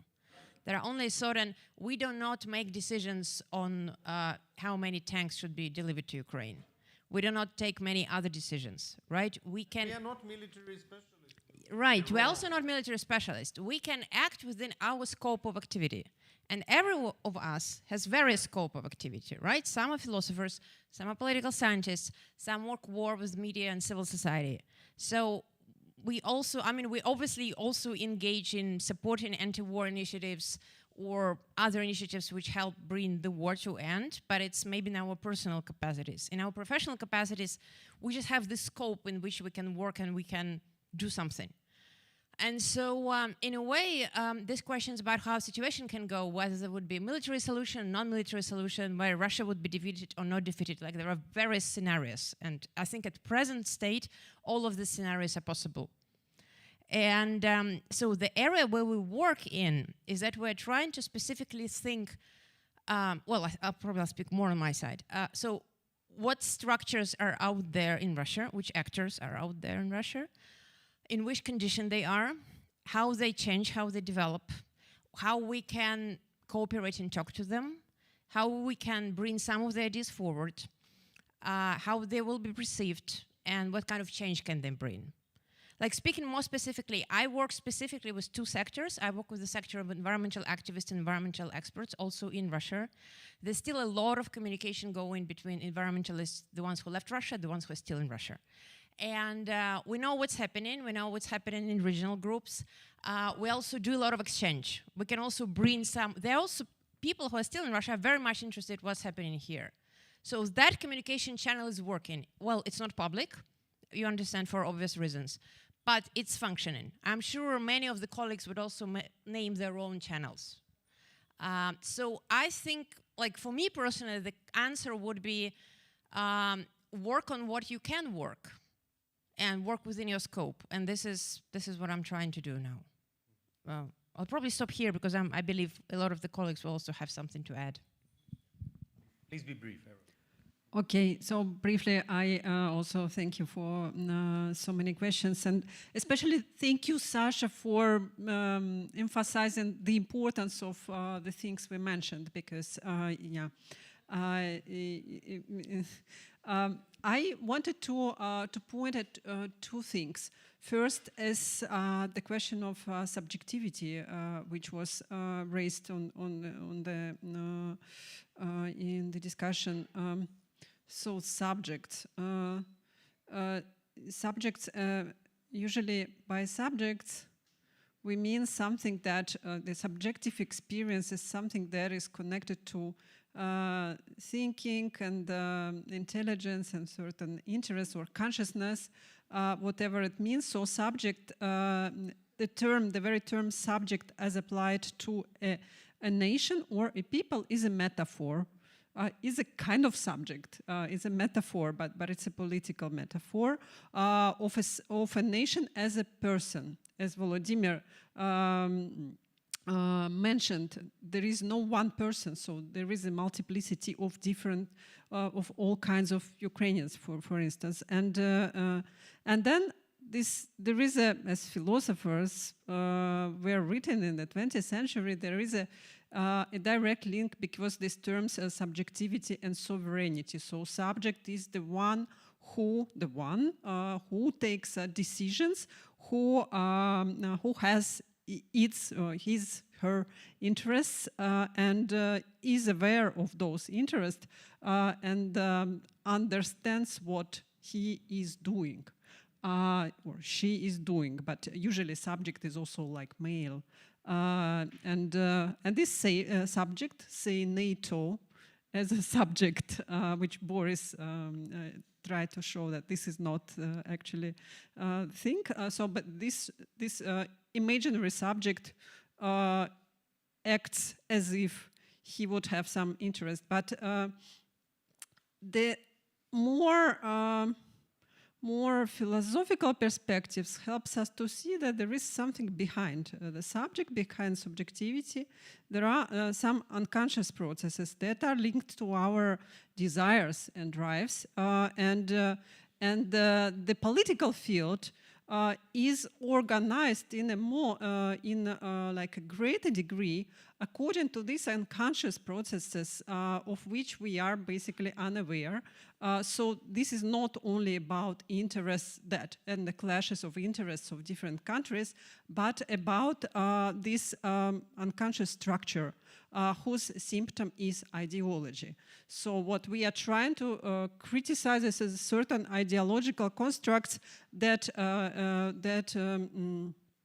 create obstacles of our understanding of the picture of what's going on. For instance, East and West as imagined as these subjects or two different sovereigns. What is interesting about them, that they are imagined as like something in space, and this space, the geographical space is divided into two parts, and this spatial division is thought also in an ethical category, in a moral categories. One part of the earth is evil, one part of the earth is supposed to be good, and each part of the earth of the two thinks that they are good and the other is evil, which is like, it's not a political level, it's a moral level, and this moral level of discussion about countries is something that is appropriated for by the right-wingers, and if we think more like dialectically, then obviously what is the West? The West is the East of the East. I'll give you an example. In 2022, in 2023, when there was a military mobilization in Russia, two guys from Yakutia took a small fishing boat and they crossed the sea. From Chukotka. So, I'm sorry. It's just Okay, from Chukotka, from the far east of Russia, and they crossed the sea on this small fishing boat, and they reached then Alaska. Sorry, if Alaska or Alaska. So they were moving far east, and then they reached the most western part of the globe. That's dialectics. If we think that the east is the east and the west is the west, then the earth must be flat. But it's not the case.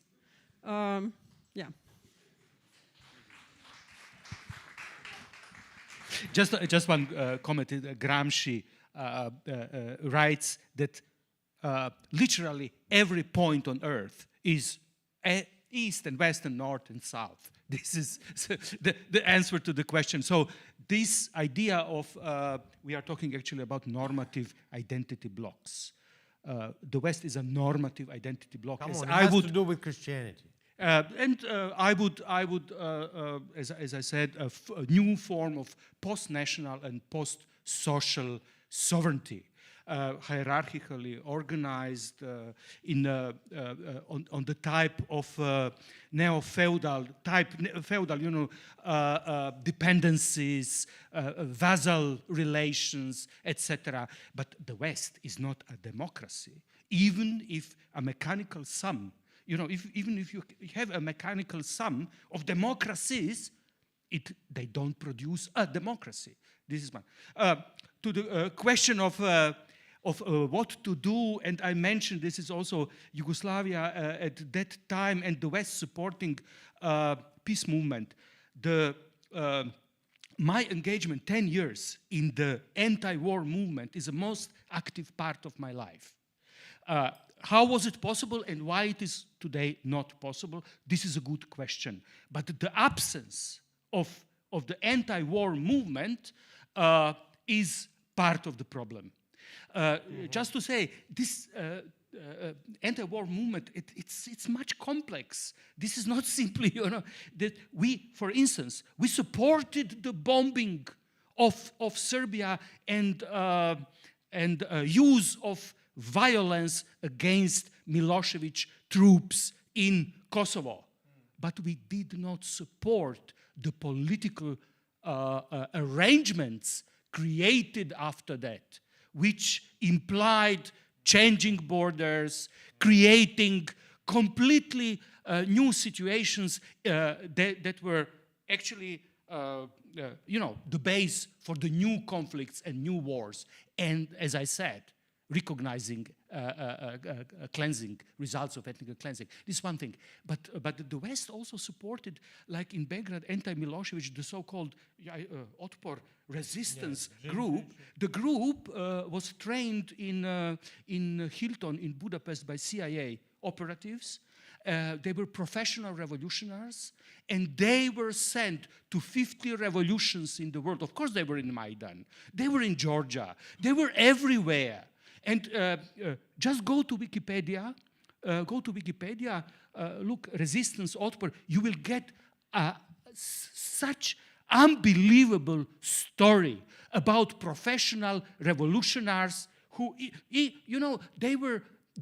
teach on the major universities in the West subjects called How to Make Revolution. So this is also part of the intervention. What I'm actually here trying to do is to remind you of the complexity and ambivalence of this situation. But to repeat, anti-war engagement was the most active part of my life in which I really believed and had this feeling that I'm doing something. And this does not exist today. This is the problem. Yeah, that's, I think, is a very important comment. I mean, generally, to the question of what is to be done and what are the practical channels, again, I am a scholar, and some people are doing very important practical work. Like I'm not division of labor, but we have Angelina, fortunately, who works for all of us. No, it's a joke. But to the question of what is to be done, I think that I kind of agree with Boris here that one should keep the cold head. I mean, that's in the situations of wars. We are not yet there, but we know from history that there are situations of mass hysteria. Look at Russia. In Russia, it's already happening, but we are not ensured that it doesn't happen here or in America. So one really has to practice civic consciousness in the sense not to engage in crazy emotional hysterias. And think with one's head. But Sasha posed a really interesting question about whether we perceive Russia as an important player. I don't know. Did we say that it will be I don't know. This is divination whether it will be an important player or not, and what does it mean an important player? Is Croatia an important player? It is in a way in Europe. It does have an influence, but how many countries should form on the space of Eurasia so that Russia diminishes to the size of Croatia? I don't know. Many. No, I'm joking. So the last thing, I'm always joking. The last thing is, Sasha, our generation has an experience that you don't have. In the 90s, everyone believed that Russia ceased to be an important player. I mean, I swear, in every important newspaper, there was a big article on the second page, how Russia is finished. Second-rate country should really repair its economy on the neoliberal basis and strive to develop a little bit to catch up with Portugal. Putin actually said our national project is to catch up with Portugal. That was already in the 2000s. And frankly, I didn't believe this, but many of my friends believed this. This was a big mistake, great misjudgment, leading to many bad political decisions. Unlikely, judging from the experience, unlikely that Russia will lose its geopolitical and structural place in the world. We hope that it is not Russia, that it is some kind of supranational federation, which is really democratic, and we don't know what it includes, but which gradually maybe even unites with the European Union. I would say that if we think about utopias, we should think in this way, yes. To this extent, I don't know, and I don't really like nation states anyway. So if Russia as nation state changes into something else, I will be very happy, and that's actually possible. So I'm finishing, and I just want to highlight the question which was one to the last, reminding about other conflicts in the world, and we just need to say it honestly that the dominant discourse in most of the Western countries about those other conflicts is absolutely shameful, and it is racist. And it's not only about the conflict in the Middle East, it's not only about the forgotten war in Yugoslavia or ex-Yugoslavia or the Western Balkans, if you want to be very kind of decolonial, right? It's also about the ethnic cleansing in Nagorno-Karabakh, which happened without absolutely any major criticism in the West. Well, there was some criticism, but as usually, we were deeply concerned about that. Or the war in Yemen with supply of the weapons from the Western countries, or possible wars in Taiwan, in Korea, in Guyana. And in that network of the conflicts, which are like a symptom of the crumbling US hegemony, the incapacity to rule the world anymore, the West does not always play a progressive or even like morally justifiable role. And precisely this is the reason that we need to address those global reconstitution questions. Because we need to speak about all of those conflicts in universal categories. When it's not allowed to say that just these people deserve everything, but those people just can be allowed to die, or just to be removed from the locations where they lived for most of their lives, whole of their lives, or all of the previous generations. So, I mean, if you do not address those questions, we may just forever be sticking to the questions how many tanks we are supposed to say into the next hotspot in the world. And the correlate to that question about tanks is actually a question about how many soldiers would be conscripted. 400,000, 500,000, 1 million more to send to the front line and die for some forgotten village. Let's remember about this.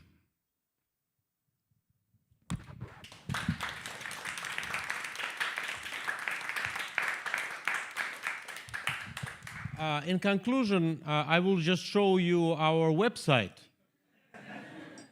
You can, when you come home, you should not simply forget, but you should go to the website and read everything there. You see, it's a nice website. It has many articles. Lots of stuff to read, and importantly, at the end, yeah, you see there, yeah, the articles. At the end, there is the option to register for our mailing list. Very important. Please do it. Adel Chereshnya is the author of the design.